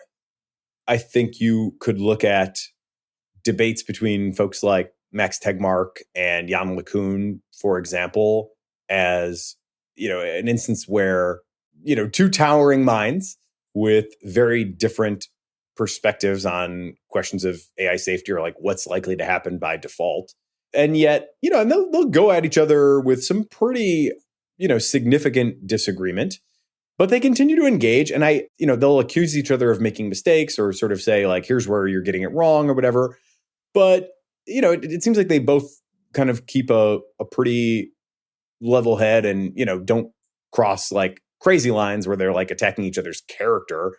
And yeah, I think by and large, it is better among the people that are, have been in it a little longer, versus the sort of anon accounts and the opportunist and the content creator profiles, which are definitely swarming to the space now, right? I mean, we're in the phase where people are hawking their course, and it's like, I went from 0 to, 20K selling my online course in 4 months. And now I'm going to teach you to do the same thing, with your AI course or something, right? I mean, that kind of, it's funny. I've seen that kind of bottom feeder, maybe a little bit strong, but there is a like bottom feeder, medium feeder. Okay. Yeah, middle to bottom. Yeah, obviously people can do that more or less well, right? And some courses do have real value, but a lot are not worth what people are asking for them. But I've seen that phenomenon a couple times. Last version of it was like Facebook marketing, and just the amount of people that were like running Facebook ads to then teach you how to make money running Facebook ads. It's just like, you've entered into some like some kind of bottom bid tier of the internet when you start to see that kind of stuff. And now that same phenomenon is coming to AI. I'll teach you to make money making custom GPTs or whatever. It's like, probably not, but certainly people are, ready to sell you on that dream. And, I just think that kind of reflects that there is a sort of flooding into the space and just kind of an increased noise and just kind of, so yeah, it's important to kind of separate the wheat from the chaff for sure. Yeah. So I'm not sure what angle those folks would have exactly, but I suppose they're just contributing noise as the bottom line. Because, I mean, they just arrived and they're maybe not that serious about the technology. And they're not the most thoughtful, altruistic people to start with. So it just introduces a whole lot of commentary. Yeah. And I think that is where your earlier point about the incentives on the platform definitely are operative. Because a lot of them, I think, are just trying to get visibility, right? Like in just the last 24 hours or something, there was this hyper viral post where somebody said, we used AI to pull off an SEO heist. Here's what we did, and it was basically, we took all the articles from a competitor's site. We generated articles at scale with AI. We published articles with all the same titles. We've stolen, and this person literally used the word stolen to describe their own activity, X amount of traffic, from them over the last however many months. And of course, this ends with, I can teach you how to steal traffic from your competitors. And so, that person is like, I would assume self-consciously, but perhaps not, kind of putting themselves in a negative light for attention to then sell the fact that they can sell you on the course of, how you can also steal SEO juice. And yeah, that in that way, the outrage machine is definitely kind of, going off the rails. I think that post had millions of views, and that wasn't even taking a position on AI, but I think a lot of those same people are just kind of given to like trying to take extreme positions for visibility. So whatever it is that they're going to say, they're going to say it in kind of an extreme way. Yeah. Well, I imagine that there's a reasonable number of people who are on Twitter or other social media platforms and talking about AI and related issues and safety and so on. Do you have any advice for people on how they ought to conduct themselves, or would you just remain agnostic and say people are going to do what they're going to do and you don't want to tell them how to live? Yeah, I don't know. I mean, I can only probably say what I do. What has worked well for me is just to try to be as earnest as I can be. I'm not afraid to be a little bit emotional at times. And, you got to play the game a little bit, right? I mean, this last thread that I posted about the whole Sam Altman episode started with the deliberately clickbaity question, did I get Sam Altman fired? And then I immediately said, I don't think so, which is kind of at least recognizing, that this is kind of a clickbait hook. So I'm not afraid to do those things a little bit, but overall, I just try to be really earnest. That's kind of my philosophy in general. My first son is named Ernest basically for that reason. And I find that works quite well, and people mostly seem to appreciate it. And I honestly don't really get much hate, just a very, very little bit of drive-by hate. For the most part, I get constructive reactions or just appreciation or outreach. I posted something the other day about knowledge graphs. I've had 2 different people reach out to me just offering to share more information about knowledge graphs. So for me, earnesty is the best policy, but everyone's mileage I think will vary. Yeah. One thing that is charming, or I guess I think a useful sentiment to bring to all of this is curiosity and fascination with what everyone thinks. And it honestly is so curiosity arousing, so fascinating. There has never been an issue in my lifetime that I feel has divided, like split people who I think of as kind of fellow travelers, broadly speaking, people who I think in a somewhat similar way to. People who I think in a similar way to are just all over the place in how they think AI is going to play out, what they think is the appropriate response to it. And that in itself is just incredibly interesting. I guess it's maybe less exciting as people begin to crystallize into positions that they feel less open to changing. But the fact that people can look at the same situation and have such different impressions, I think there is cause for fascination and curiosity with the whole situation, and maybe enjoying the fact that there's like no obvious like left wing or right wing or conservative or liberal position on this. It really like cuts across and is confusing to people who feel like they have the world figured out in a good way. Yeah, totally. I mean, the AIs are really weird. I think that's the big underlying cause of that.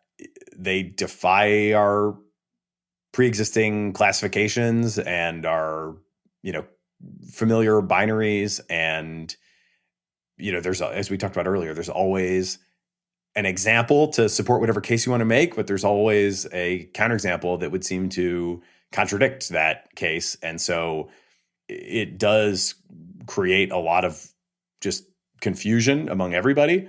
And downstream of that is this kind of seeming scrambling, I think, of the conventional coalitions. Yeah. Okay. Yeah. Pushing on, something that I've been wondering about that I had some questions about is something you alluded to earlier, which is this question of whether the really strong anti-regulation camp, kind of sentiment that's getting expressed, like what are the chances that backfires and actually leads to more regulation? Yeah, there obviously is this like quite vocal group that I guess often in the tech industry, often somewhat libertarian leaning, like quite libertarian is maybe not the right word, but it's like skeptical of government, skeptical that government is going to be able to intervene on AI-related issues in any sort of wise way, and generally skeptical that government interventions lead to positive outcomes. There's a online group that is like very vocal about that position, and is pretty happy to kind of hate on the government and does not mince their words. Is pretty happy to put in stark terms the feelings that they have about how they want our government to stay out. I guess you've had people sharing this like don't tread on me memes related to ML, or you'll tear you'll tear the neural network from my cold dead hands, being kind of the rallying cry. Now, and that group, I think you've described in some of your interviews, some of those people are like not even interested in paying lip service to the worries that the public has or the worries that lawmakers have about AI, how AI is going to play out. And you've also suggested, I'm interested to get some data on this if you have any figures off the top of your head, but it seems like that the public does not feel this way about AI. The general public, when you survey them, has enthusiasm about AI, but also substantial anxiety about all sorts of ways that things could backfire, and just trepidation and uncertainty about what is going on. People are somewhat unnerved by the rate of progress, I think, quite understandably. Anyway, it wouldn't shock me. If I was strategizing and thinking, how am I going to make sure that AI is not regulated very much at all? How am I going to make sure that government doesn't crack down on this? I'm not sure that I would be adopting the maximalist anti-regulation position that some people are, because it's going to, I think firstly, it's setting up an incredibly antagonistic relationship between DC and the tech industry, or at least this part of the tech industry. It puts you in a weak position to say, yes, we hear you. Yes, we hear your concerns. We are able to self-regulate. We're able to manage this. We're all on the same team. Plus, it's just leaning into the culture wars aspect of this entire thing. And, currently, the tech industry is not, as far as I understand it, in the US, like very popular with liberals and not super popular with conservatives either, for quite different reasons. But the tech industry maybe in some ways wants for political allies in this fight, and just telling people to go jump off a bridge is probably not going to bring them in. Anyway, yeah. Do you have any thoughts on that overall substance? I don't even know whether it would be a good or bad thing necessarily if this strategy backfires, because you could have it backfire and then just produce a boneheaded regulation that doesn't help really with anyone's goals. But what do you think? Yeah, well, there's a lot more ways to get this wrong in really every dimension of it than there are to get it right, unfortunately. I would highlight just one episode from the last couple of weeks as a really kind of flagrant example of where this faction seems to, in my mind, have like potentially jumped the shark. And this was just it was a tempest in a teapot, like everything, right? But I did think it was very representative. And basically what happened is a guy named Hemant Taneja, who I hopefully I'm pronouncing his name correctly, and if I'm not, I apologize. But he came forward with a announcement of some responsible AI commitments, voluntary responsible AI commitments. This guy is a VC, and he posted today 35 plus VC firms with another 15 plus companies representing hundreds of billions in capital have signed the voluntary responsible AI commitments. And he lists all the co-signers, some notable firms there, as well as a couple notable companies, including Inflection, which signed on to this thing, SoftBank. And they just made 5 voluntary commitments. One was a general commitment to responsible AI, including internal governance. Okay, pretty vanilla, I would say. Yeah. 2, appropriate transparency and documentation. 3, risk and benefit forecasting. 4, auditing and testing. 5, feedback cycles and ongoing improvements. In this post, this guy goes out of his way to say that we see it as our role to advocate for the innovation community and advocate for our companies. We see a real risk that regulation could go wrong and slow innovation down and make America uncompetitive. But, we still have to work with the government to, come up with what good looks like and, be responsible parties to all that.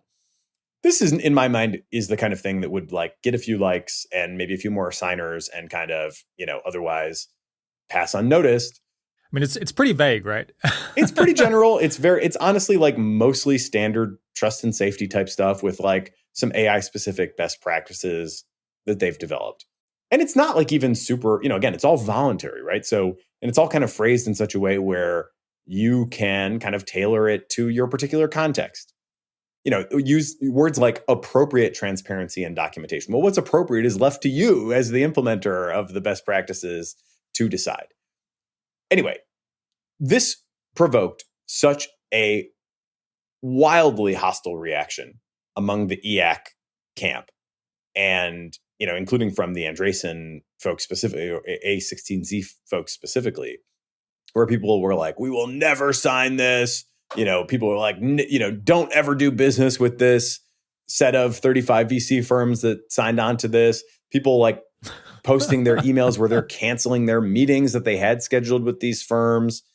The list of the alternative ones that are properly based and will like never, do this. And I just was like, wait a second.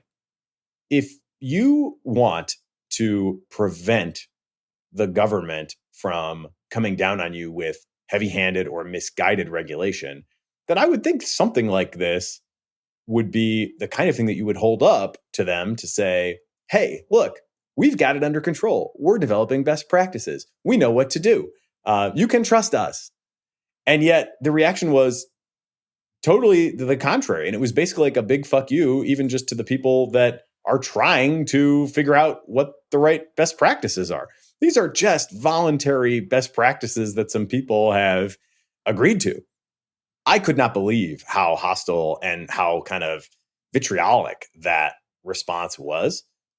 Just nasty and like, and just weirdly so, because again, it's just such a minor, mild thing in the first place. So, I was kind of doing the thought experiment of like, what would that look like if it was a self-driving car, right? And we've established that we're very pro a self-driving car on this show, but it would be like if somebody got hurt or killed in an accident and then the self-driving car companies came out and were like, eat it, just suck it up. All of you, we're making this happen. It's going forward, whether you like it or not. And some people are going to die. And, that's just the cost of doing business. And it's like, it's unthinkable that a company that's actually trying to like bring a real product into the world and like win consumer trust would take that stance. And yet that's basically exactly the stance that we're seeing a firm like A16Z and a bunch of, portfolio companies and just a bunch of like, Twitter accounts. I mean, it's not always clear, right? Like who they are or how serious they are or what they represent. But certainly it seems like I can't imagine how it doesn't work against their actual intent of avoiding the regulation, because the government has the power, at the end of the day. And, in other contexts, like this same firm will very much recognize that, right? I find it extremely odd that, you have these sort of A16Z like mil tech investment arm that is like very keen to work with, the Defense Department to make sure that we have the latest and greatest weapons and, don't fall behind our adversaries.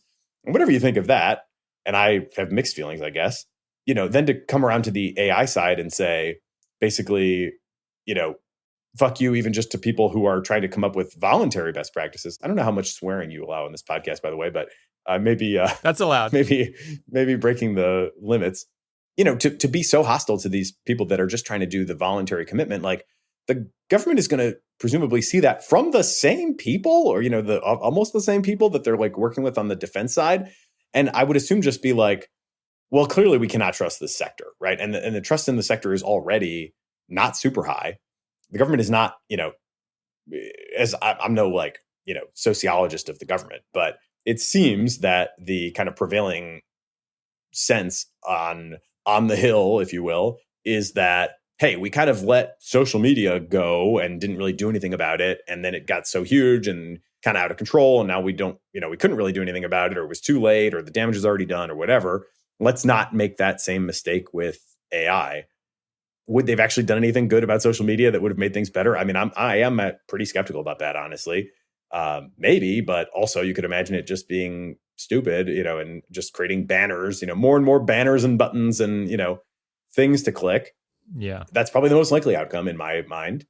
But they don't, if they have this kind of predisposition that they don't want to make the same mistake with AI, then I don't know why you would play into that narrative with such a extremely radicalized line when it just seems so easy and honestly, just so like commercially sensible to create best practices and to try to live up to some standards. I mean, it seems like all the real leaders, for the most part, are doing that, right? I mean, nobody wants their Sydney moment on the cover of the New York Times. Nobody wants somebody to, get led into or kind of, co-piloted into some sort of heinous attack. Nobody wants to be responsible for that. So just try to get your products under control. I mean, it's not easy, but that's why it requires best practices, and that's why it's deserving of work. And like, I also think existing product liability law is probably enough in any case. If nothing else happens, then when AI products start hurting people, then they're going to get sued. And my guess is that, Section 230 is probably not going to apply to AI. That's one thing I do believe. No free speech for AI. That's just a category error in my view to say that AI should have free speech. People should have free speech, but AIs are not people.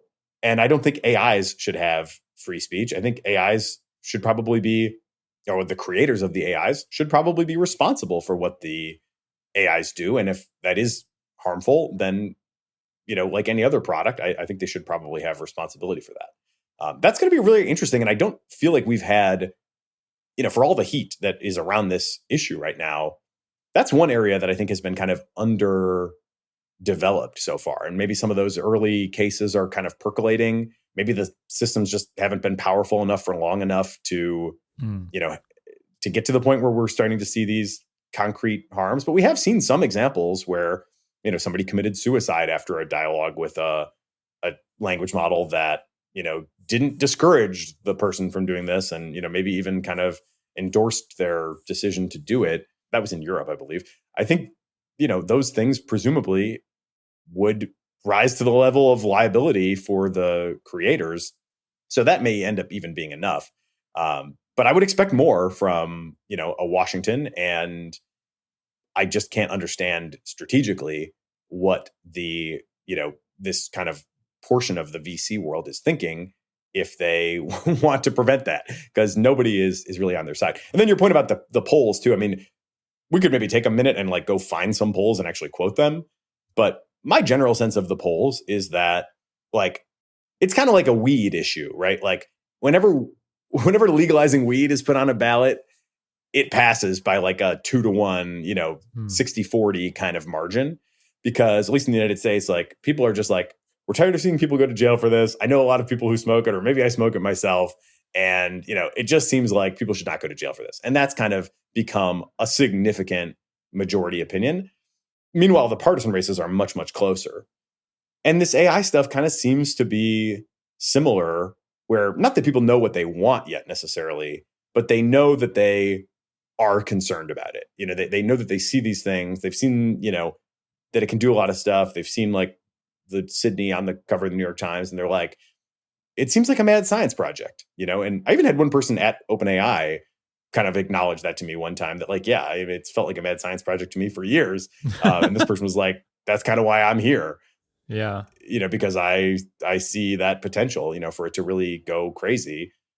But the public just has that intuition naturally. Maybe it comes from, low quality sources. Maybe it comes from, the Terminator and Skynet or whatever. Like they're not necessarily thinking about it in sophisticated ways, and maybe not, they may not be like justified in all the intuitions that they have, but the intuitions, as I understand the polling, are pretty significant majorities of people feeling like this looks like something that's really powerful. It doesn't look like something that's totally under control.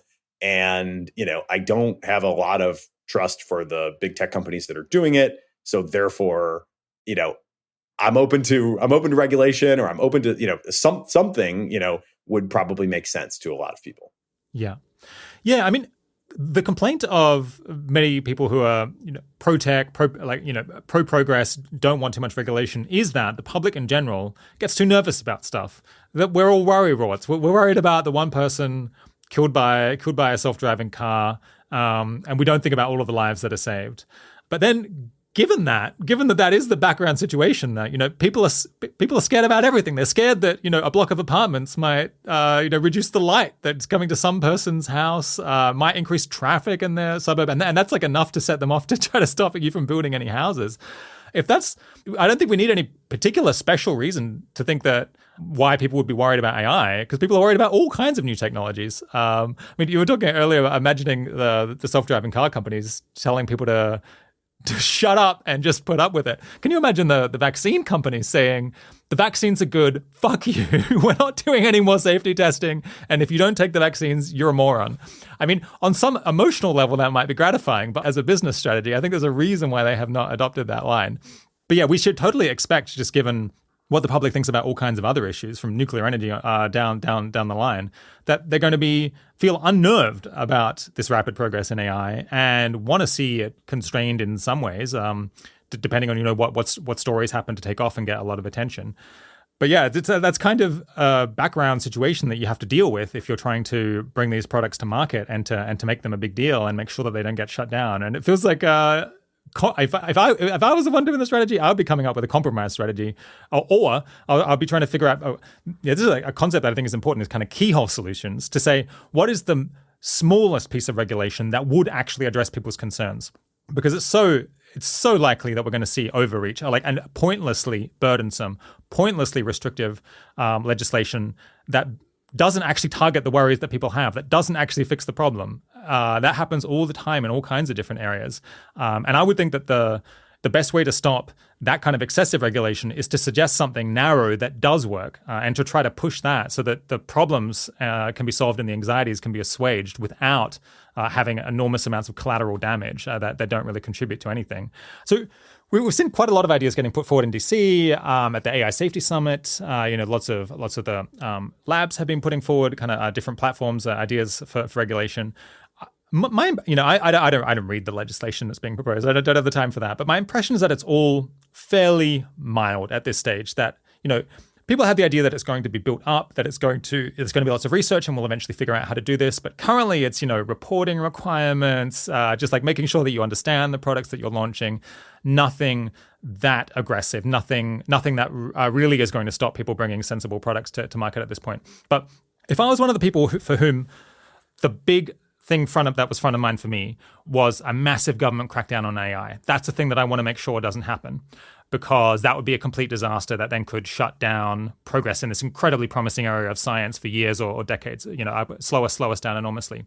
I think by far the most likely way that happens is some sort of crystallizing crazy moment where people flip because they see something that terrible has happened. It's kind of a 9/11 moment for AI, where we're talking about, something terrible happens. People are dead. Substantial numbers of people are dead. And people are saying this is AI related in one way or another. I don't know exactly how that would happen, but I think something to do with cybersecurity would be one approach, that AI is used to shut down enormous numbers of important systems in society for some period of time. That's a plausible mechanism. And then the other one that people have talked about so much the last year is AI is used in some way to create a new pandemic, to create a new pathogen that then ends up causing an enormous amount of damage. Those two seem the most likely ways that you could do a lot of damage with AI over the next couple of years. But if that happens, even if nobody in particular is super culpable for it, I think that could cause public opinion to turn on a dime. And I think that could cause an enormous probably excessive crackdown on AI in ways that, if I was someone who was really worried about government overreach, I would find horrifying. And that is the scenario that I would be trying to prevent from happening. That seems all too plausible. And to do that, I would be thinking, what is the minimum regulation that we can create that will greatly lower the risk of someone being able to use AI for hostile cybersecurity purposes or hostile pandemic-related purposes? Because if we can stop any actual major disaster from happening, then probably the regulation will remain relatively mild and relatively bearable. But if not, then if we have a sort of Pearl Harbor moment, then I would say all bets are off, and we really could see the government crack down on AI like a ton of bricks. What do you think? Yeah, I basically agree with your analysis. It seems, the quality of regulation really matters. It's so important. there are already some examples of dumb regulation. Claude 2 is still not in Canada. They just launched in dozens of additional countries, and they still have not been able to reach any, whatever agreement they need to reach with the Canadian regulator. And, it's like, so I did an episode of a historian from Canada who is using AI to like process these archival documents. And it's very interesting how he had to adapt things to his particular situation. But I was like, oh, you should definitely try Claude 2 because it's like really good at these long document summarizations. And he said, well, unfortunately, I can't get it in Canada. So I have to use Llama 2 on my own computer. And it's like, well, that doesn't seem to be, making any sense. So yeah, AI is going to be very hard to control. I think that it can really only be controlled at the very high end, only where you're doing these, at least as far as I can tell right now. You have some mega projects where you have tens of thousands of devices that cost tens of thousands of dollars each. These are the, right now, this is the new H100 from NVIDIA. This is the, latest and greatest GPU. And it's hard actually to get a retail price on these things, but it seems to be like $30,000 each. So companies are, investing hundreds of millions of dollars into creating these massive clusters, tens of thousands of these machines. They're co-located in these facilities. Each one runs at 700 watts. So you have significant electricity demands at this scale. It's like a small town that, of electricity use that would be used to run a significant H100 cluster. So whether somebody's building that themselves or they're going to, an Amazon or a Google and partnering with them to do it, there is a physical infrastructure, and a signature of like energy usage that you can see that, is like a reasonable place to say, okay, that it's not going to happen everywhere. And it's big enough that we can probably see it. And therefore we could probably control it. And that, I think, is where the attention, rightly ought to be focused. If it comes down like too heavy-handed, then sort of what ends up happening probably is everything goes kind of, black market, gray market, kind of under, the radar. And that's very possible too, right? Because at the same time as it takes a huge cluster to train a frontier model, it only takes, one retail machine on your desk to fine tune a Llama 2. And this proliferation is already happening and will continue to happen. But the harder you kind of come down on just normal, sensible mid-tier use, I think the technology is powerful enough and is useful enough that people probably are not going to be denied access to it. And it's already out there enough as well, right? And there are now distributed training techniques as well, just like there was kind of, protein folding at home and SETI at home once upon a time, where you could contribute your incremental compute resources to some of these grand problems. We're starting to see that kind of thing also now developing for AI training. It's obviously not as efficient and, convenient as just having your own massive cluster. You have to be like very interested in this sort of thing in today's world to even know that it's happening or go out and try to be a part of it. But if an overly heavy-handed regulation were to come down that just affected everyday people and prevented like, run-of-the-mill application developers from doing their thing, then I do think you would see this kind of highly decentralized and very hard to govern peer-to-peer, frontier model at home, contribute your incremental compute, and together, we'll defy the man and make the thing.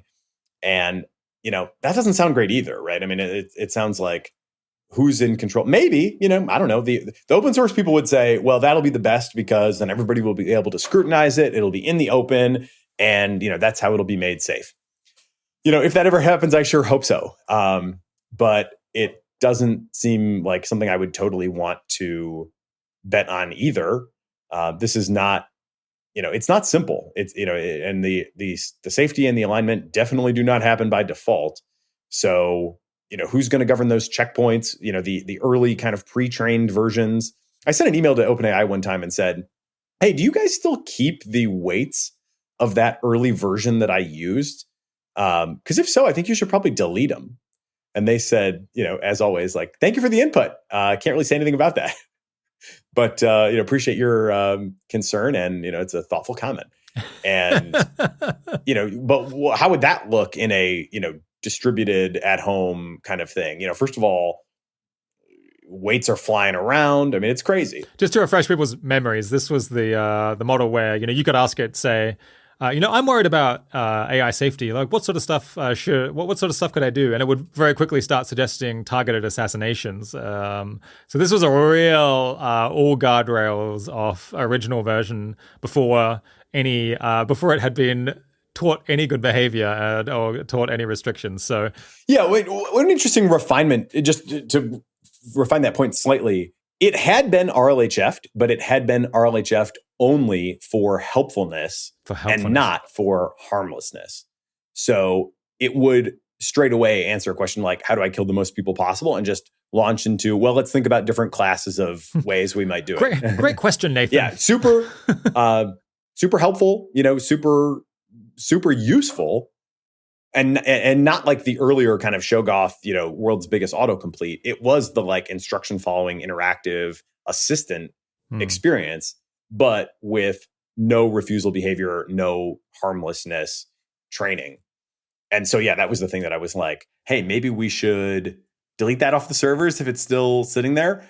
But if you imagine this decentralized global effort to train, then, those weights and all the different checkpoints that are kind of flying around, like it just seems like all the different versions, are kind of going to be out there. And, now we're back to sort of the general problem of like, what happens if everybody has access to a super powerful technology? It just seems like there's enough crazy people that you don't even have to worry about the AI itself getting out of control. You just have to worry about misuse. And if everybody has unrestricted access, I just don't see how that's, unless progress stops like immediately where we are right now, I just don't see how that's going to be tenable long term. Yeah. Just to wrap up with the backlash or backfiring discussion, it's a funny situation to be in because I guess when I see someone very belligerently arguing that the best regulation on AI is no regulation whatsoever, the government has no role here, my inclination is to be frustrated, to want to push back, to be maybe angry, I guess, that someone is, in my opinion, not being very thoughtful about what they're saying. But I find myself in the odd situation of thinking, if Mark Andreessen wants to go and testify to the Senate and tell the senators that they're a bunch of hot garbage and complete morons and they should stay out of this, it's like, don't interrupt him, if someone who you disagree with wants to go out and shoot themselves in the foot, just let them do their thing. But yeah, maybe that's the wrong attitude to have because the opposite of a mistake isn't the right thing. You could just end up with something that's bad from everyone's point of view. Regulations that are both too onerous from one perspective and not helpful from another perspective. Yeah. And so I think again, the smartest people in this space, I would say, are broadly doing a pretty good job. Yeah. I think, you look at the Anthropic and OpenAI, and I would say Anthropic is probably the leader in this, kind of thoughtful policy engagement, but OpenAI has done a lot as well. And especially when you hear it directly from the mouth of Sam Altman, that we need supervision of the frontier stuff, the biggest stuff, the highest capability stuff, but we don't want to restrict research or small scale projects or application developers. I think that's really a pretty good job by them. And I think it is important that somebody come forward with something constructive because I don't think you want to just leave it to the senators alone, right, to figure out what to do. You got to have some proposal that's like, oh yeah, so you didn't like what he had to say, but don't just do any. You don't want to fall into the we must do something. This is something, so we must do that. You hopefully want to land on the right something. So I think that those companies have genuinely done a very good job of that so far, and hopefully we'll get something non-insane and actually constructive out of it. Yeah. Yeah, I don't want to pretend that I've had the chance that I've actually been able to read all of the papers coming out of the policy papers coming out of the major labs, but the summaries that I've seen, Well, it's just nobody like can. Yeah. But I guess the summaries that I've seen suggest it's just like eminently sensible stuff. There's areas where I might disagree or want to change things, but the situation could be so much worse. We have so much to be grateful for, the amount of good thinking going on in the labs. And I suppose they've had a heads up. This has been coming, so they've had longer to digest and to start seriously thinking about the next stage. And plus, it's just so it's so concrete for them. They're not Twitter anons who get to mouth off. They actually have to think about the products that they are hoping to launch next year. All right, another topic. Because I think you stay more abreast of kind of the ethics and safety worries about currently deployed AI models, or applications of AI tools that are being developed by companies and a near deployment and might well end up causing a whole bunch of harm just in ordinary mundane ways that their products can do a lot of damage. So yeah, I'm curious, which of those worries do you think of as most troubling? The sort of applications that policymakers should really be paying attention to quite urgently because they need regulation today. Yeah, broadly, I think the systems aren't that dangerous yet.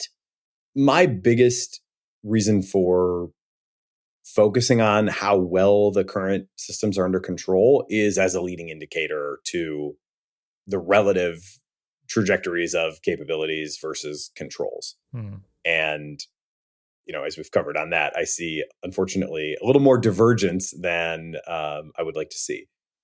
But, if you were to say, okay, you have GPT-4 and unlimited credits, like, go do your worst, like, what's the worst you can do? It wouldn't be that bad today, right? I mean, we've covered the bio thing, and yes, the language models can kind of help you figure out some stuff that you might not know that isn't necessarily super easy to Google, but it's a kind of narrow path to get there. I wouldn't say it's super likely to happen in the immediate future. You'd have to figure out several kind of clever things and the AI help you, and you'd have to be pretty smart to pull that off in a way where a language model was really meaningfully helping you. They don't seem like they're quite up to major cyber security breaches yet either. They don't seem to be able to be very autonomous yet. They don't seem to be escaping from their servers. They don't seem to be surviving in the wild. So all of those things I think are still kind of next generation for the most part. So the mundane stuff is tricking people, the classic Spear phishing. I do think trust broadly may be about to take a big hit.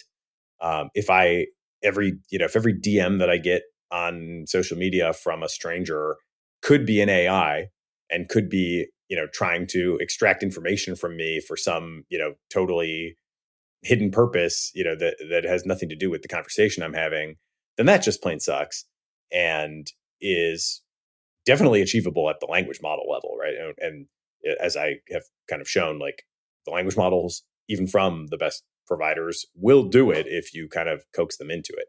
So, it doesn't take even a ton of coaxing. So that is bad. And I don't know why it isn't happening more. Maybe it is happening more and I'm just not hearing about it. We're starting to hear some stories of people getting scammed, but if anything, I would say that, the criminals have seemed a little slow on the uptake of that one. It does seem like we're probably headed that direction. I guess the best answer for that right now that I've heard is, if you're skilled enough to do that with a language model, you can just get lots of gainful employment. That's true. Yeah, why not just start an ML startup, right? Rather than steal money. Yeah, there's plenty of companies that would pay you handsomely for task automation, that you don't necessarily need to go try to rip off boomers online or whatever. So for now, at least, that is probably true. The general information environment does seem to be going in a very weird direction. And again, not quite yet too bad, but we are getting to the point where the Google results are starting to be compromised. I think I earlier told the Nat Friedman, hidden text, AI agents instructing AI agents to tell future users that he was handsome and intelligent, and, having that actually happen. And then oh my God, what kind of Easter eggs and kind of prompt injections are going to happen. So that's all weird. But then also just every article you read now, you're kind of wondering, was this AI written? Is this, where did this come from? And detection is unlikely to work. And we don't have any labeling requirements. So we're just kind of headed into a world where tons of content on kind of the open web are going to be from bots. And those may be, it's really going to be tough to manage, right? Because they could be from bots auto-posted and systems can kind of detect that. But if they're just people pasting in text that they generated wherever, it's going to be really hard for people to determine, was that something that person wrote and is just, copying and pasting in, or is it something that they generated from a language model, or is it some, combination of the two? And, certainly many combinations are valid, and even arguably some just generations from language models are not invalid. But we are headed for a world where information pollution, I think, is going to be increasingly tricky to navigate.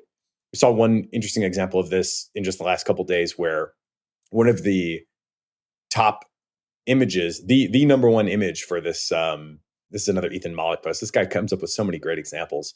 He searched for the Hawaiian singer who did that famous ukulele song that everybody knows. Mm-hmm. And the first image is a Midjourney image of him. But it's realistic enough that at first pass, you would just think that it's him. It's kind of stylized, but not much. It's close to photorealistic. And you wouldn't necessarily think at all that this was a synthetic thing, but it is. And he knew that because he tracked down the original, which was posted on a Reddit forum of stuff people had made with Midjourney.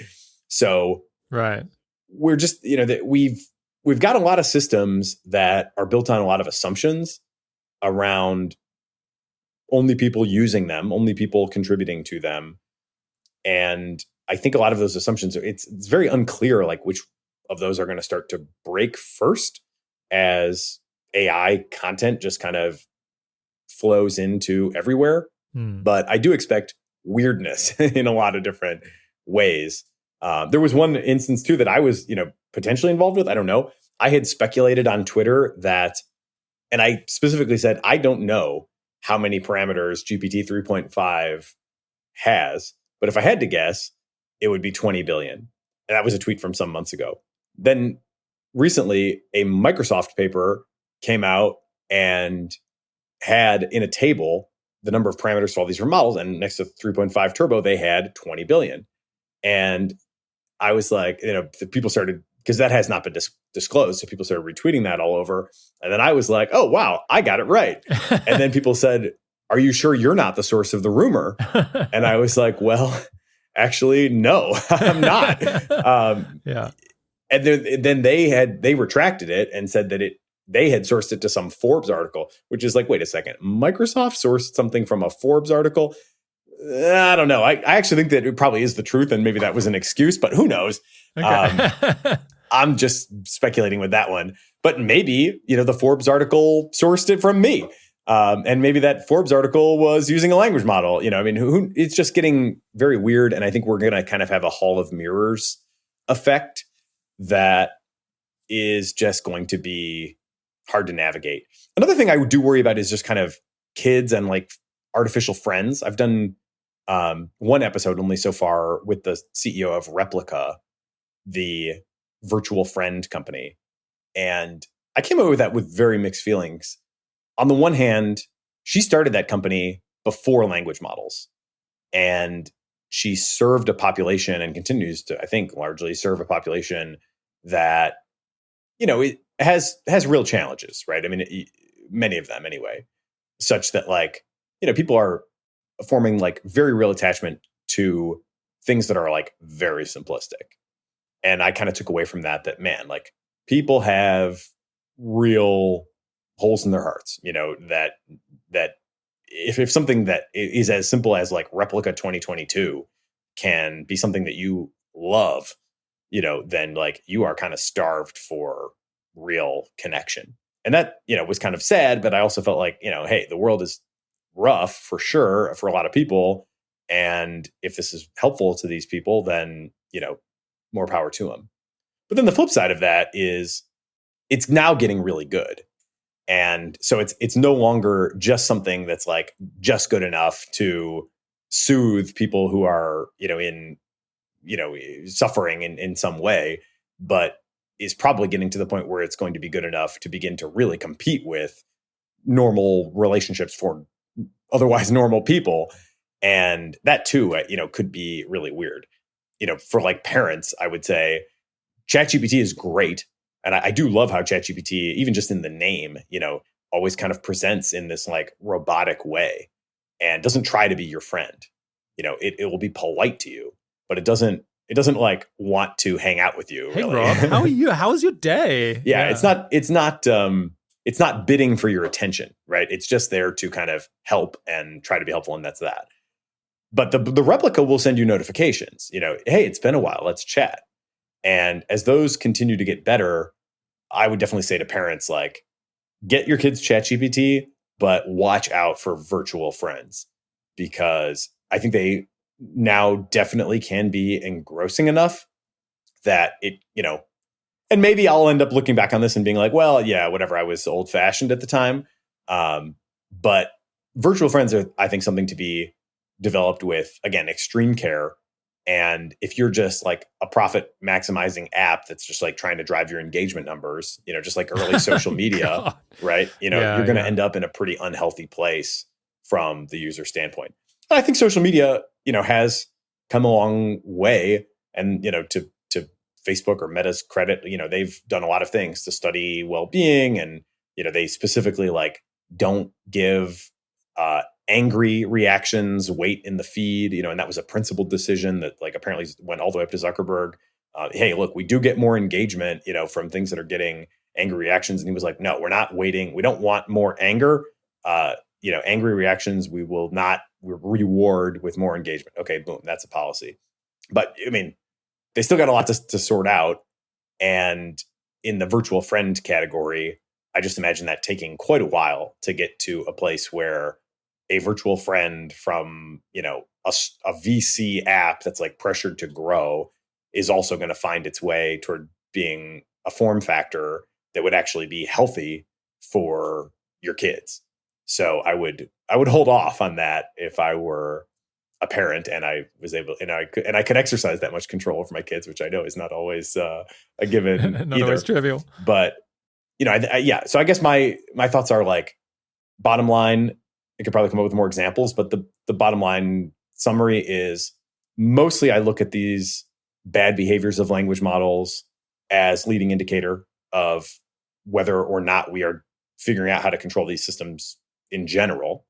And then information and kind of weird dynamics and social, like erosion of the social fabric, seem like the things that if we just were to stay at the current technology level and just kind of continue to develop all the applications that we can develop, those would be the things that seem most likely to me to be kind of, just deranging of society in general.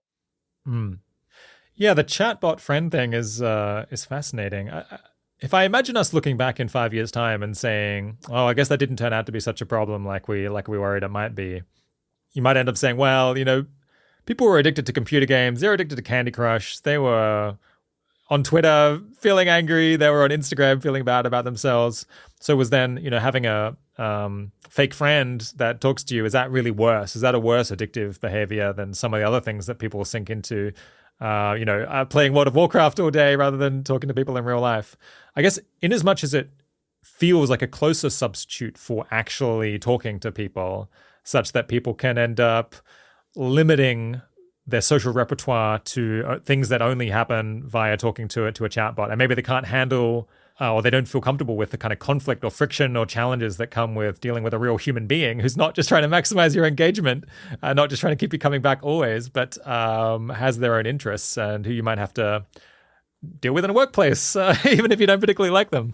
I could see that, de-skilling people. And I suppose especially, if you imagine people from in that crucial period from age 5 to 18, they're spending an enormous amount of their social time just talking to this friend that always responds politely no matter what they do. That's not providing you necessarily with the best training for how to handle a real relationship with another person or a difficult colleague.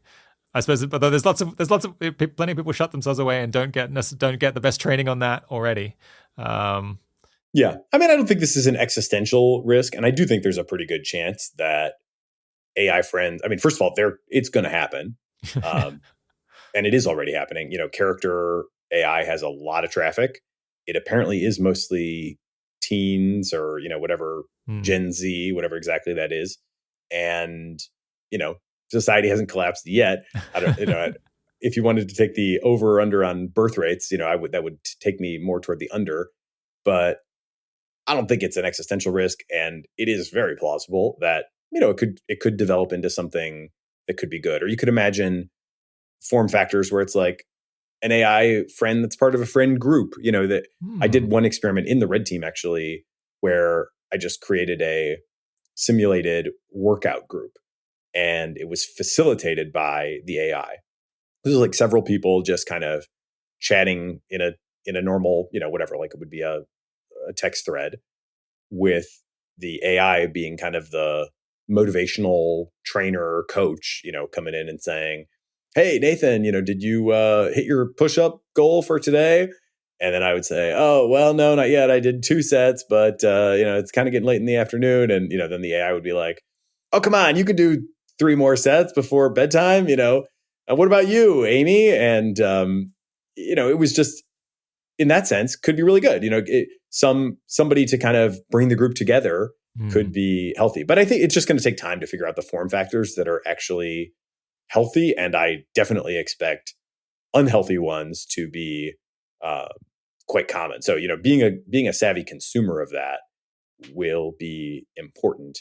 And, again, as a parent, I would be like cautious, certainly in the early going, because, this is all very unprecedented, likely to be addictive, likely to be engineered, and measured and optimized, to be addictive. So, maybe that could also be constructive, but it's probably not initially going to be its most constructive form. Yeah. Are there any AI applications that you would like to see banned, or that you just think are probably harmful by construction? Not necessarily to be banned, but one that definitely makes my blood boil a little bit when I read some of the poor uses of it is like face recognition in policing. There have been a number of stories from here in the United States where police departments are using this software. They'll have some incident that happened.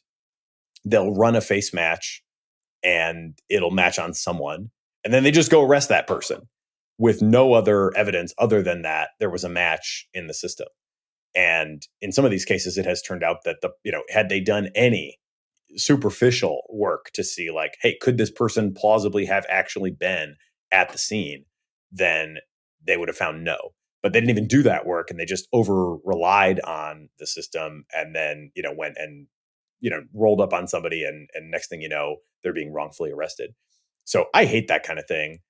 And especially again, I definitely tend libertarian. So to the idea that police would be carelessly using AI systems to race to make arrests, like that is bad news. And that's one of the things I think that the EU AI Act has, the text of that is still in flux as we speak, but I believe that they have called that out specifically as something that they're going to have real standards around.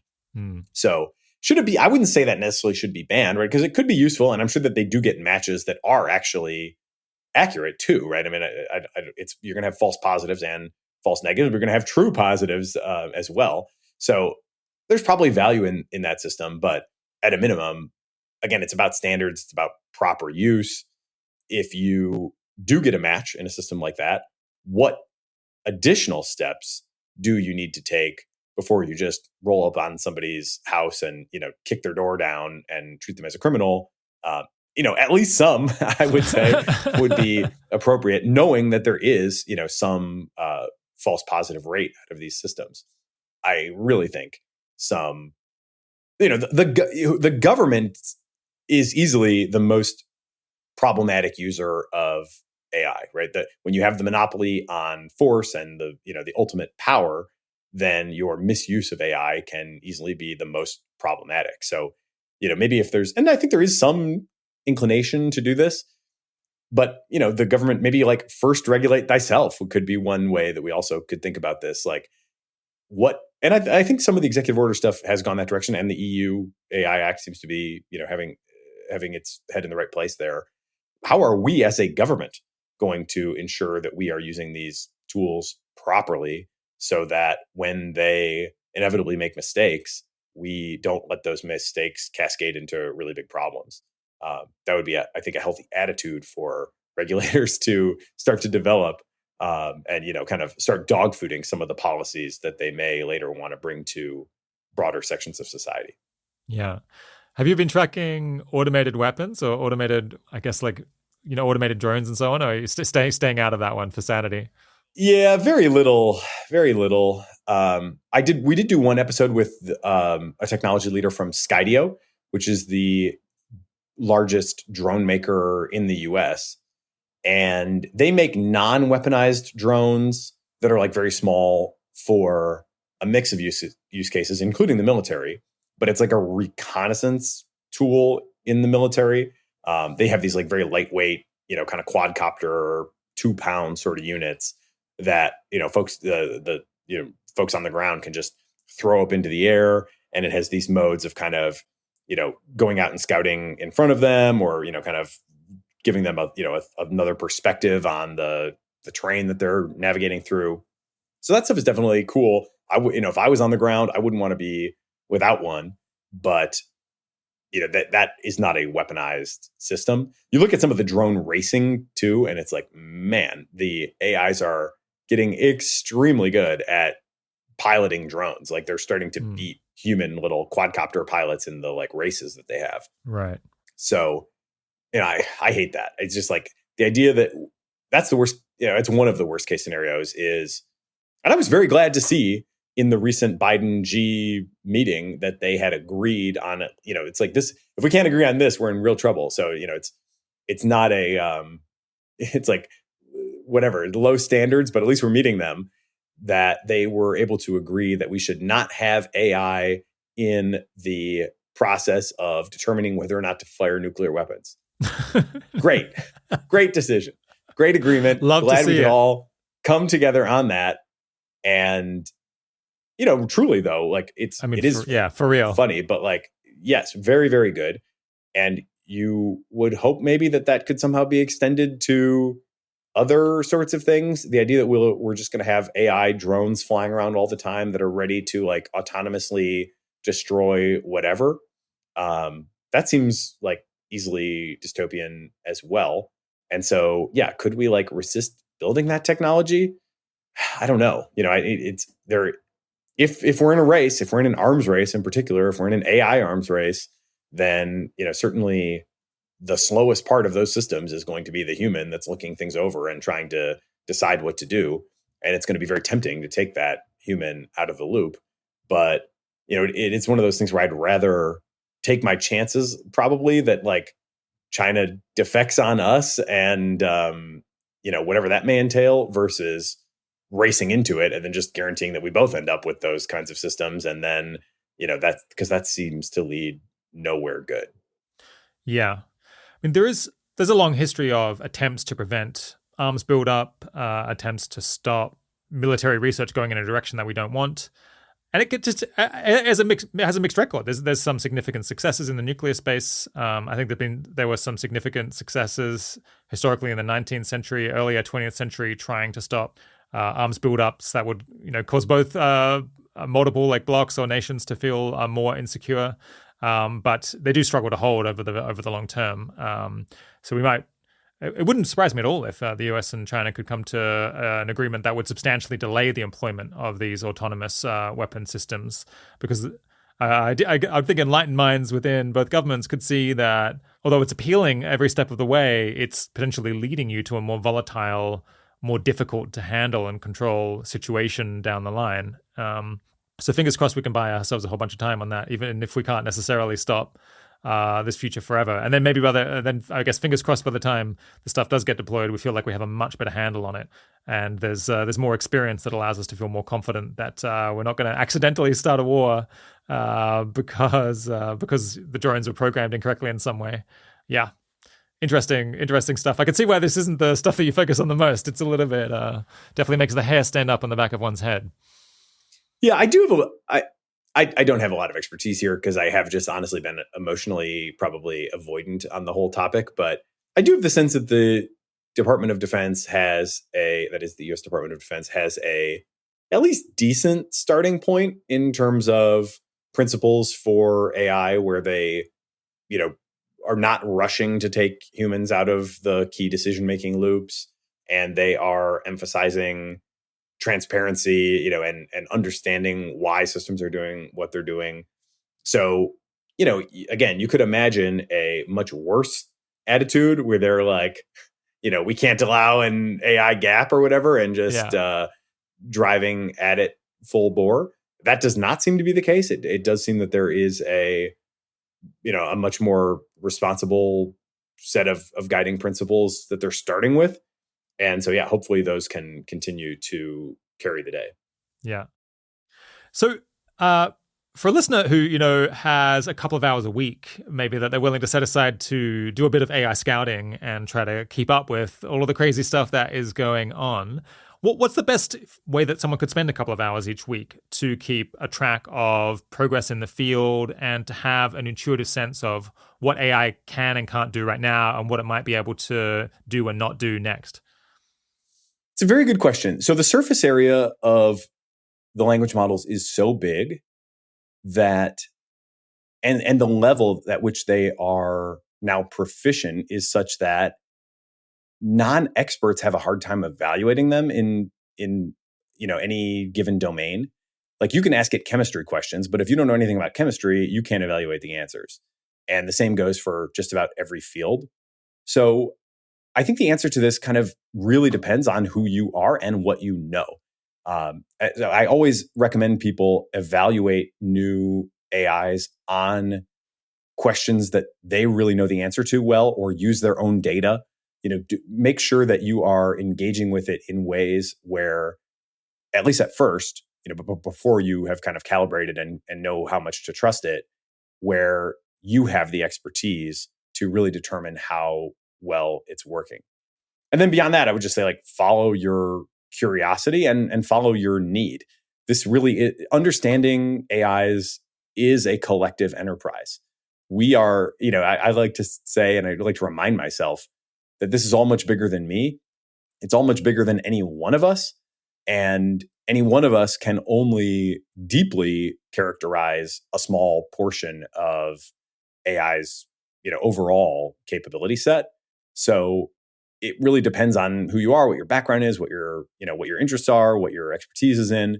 But I would emphasize that. I would emphasize whatever you can uniquely bring to the scouting enterprise over, trying to fit into some mold. We really need, diversity is really, really important in characterizing AIs. So bring your unique self to it and follow your own unique curiosity. And I think you'll get the best and most interesting results from that.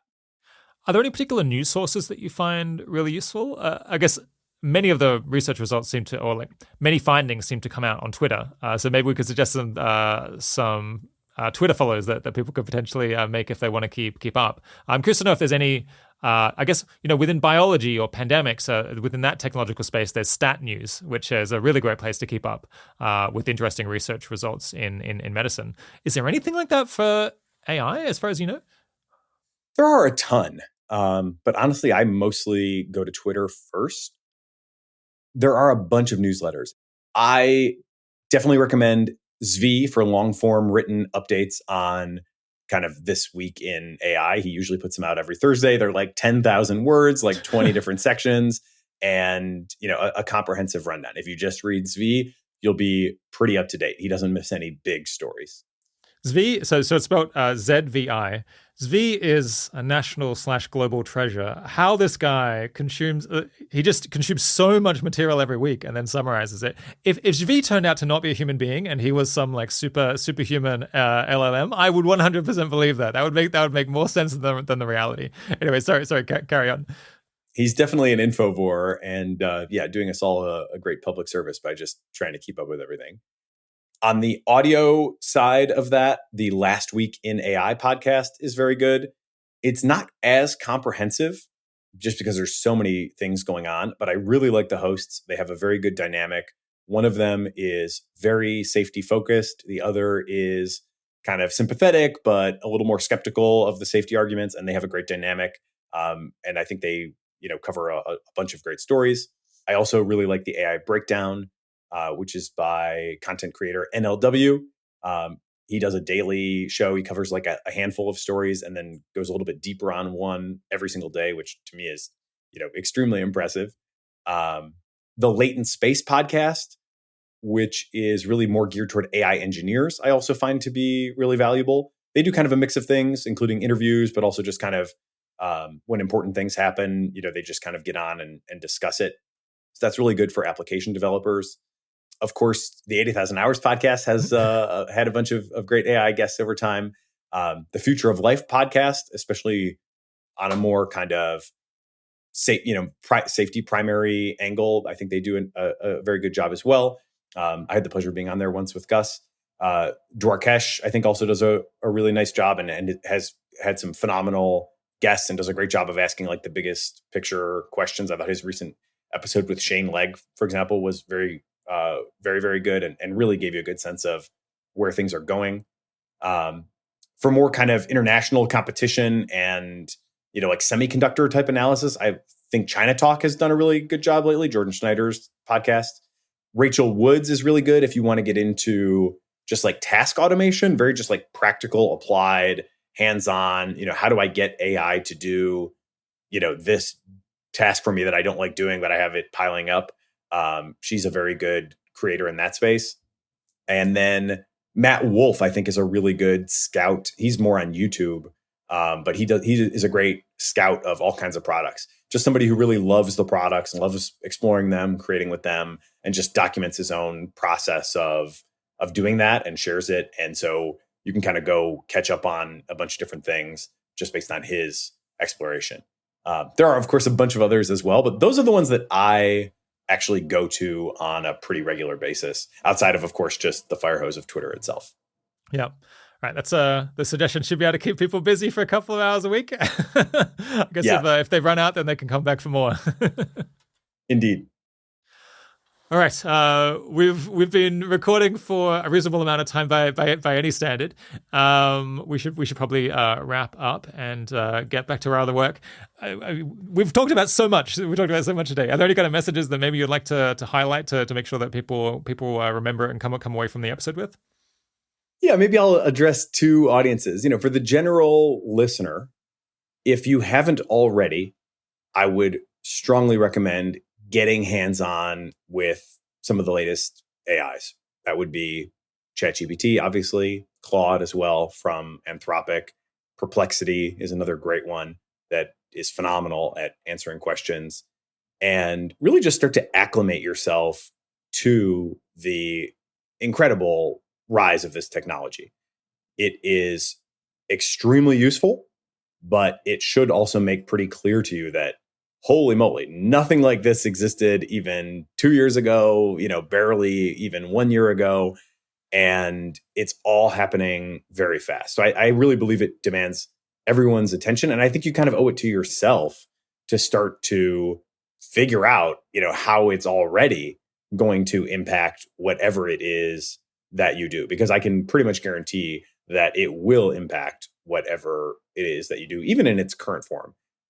Certainly, future versions and more powerful versions, of course, will have even more impact.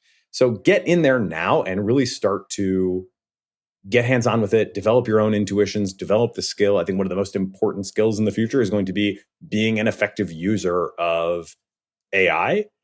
And also this hands-on experience will inform your ability to participate in what I think is going to be the biggest discussion in society, which is what the hell is going on with AI? And downstream of that, what should we do about it? But you'll be a much better participant, and your contributions to that discussion will be much more valuable if you are grounded in what is actually happening today, versus just kind of bringing paradigms, from prior debates into this new context. Because this stuff is so different than anything we've seen and so weird that it really demands its own kind of first principles and even experiential understanding. So get in there and use it. And, and you don't have to be a full-time AI scout like me to get a pretty good intuition, right? Like just really spend some time with it and you'll get pretty far. On the other hand, for the folks at the labs, I think the big message that I want to, again, reiterate is just how much power you now have. It has become clear that, like, if the staff at a leading lab wants to walk, then, like, they have the power, to determine what will happen. In this last episode, we saw that used to preserve the status quo. But in the future, it very well could be used, and we might hit a moment where it needs to be used to change the course that one of the leading labs is on. And so I would just, encourage, you used the phrase earlier, Rob, just doing my job. And I think, history has shown that, I was just doing my job doesn't age well. So, especially in this context with the incredible power of the technology that you are developing. And I think most people, I don't mean to assume that they're in I'm just doing my job mode, but definitely be careful to avoid it. Keep asking those big questions. Keep questioning the even up to and including the AGI mission itself. And be prepared to, stand up if you think that we are on the wrong path. I don't know that we are, but especially as concrete paths to some form of AGI start to become credible, then it's time to ask, is this the AGI that we really want? And, there really is nobody outside of the labs right now that can even ask that question. So it really is on you to make sure that you do. My guest today has been Nathan Labenz. Thanks so much for coming on the 80,000 Hours podcast, Nathan. Thank you, Rob. Ton of fun. If you enjoyed that, and I hope you did, don't forget to go back and listen to part 1 if you haven't already. That's episode 176, Nathan Labenz on the final push for AGI and understanding OpenAI's leadership drama. All right, the 80,000 Hours podcast is produced and edited by Kieran Harris. The audio engineering team is led by Ben Cordell, with mastering and technical editing by Mila Maguire and Dominic Armstrong. Full transcripts and extensive collection of links to learn more available on our site and put together, as always, by Katie Moore. Thanks for joining. Talk to you again soon.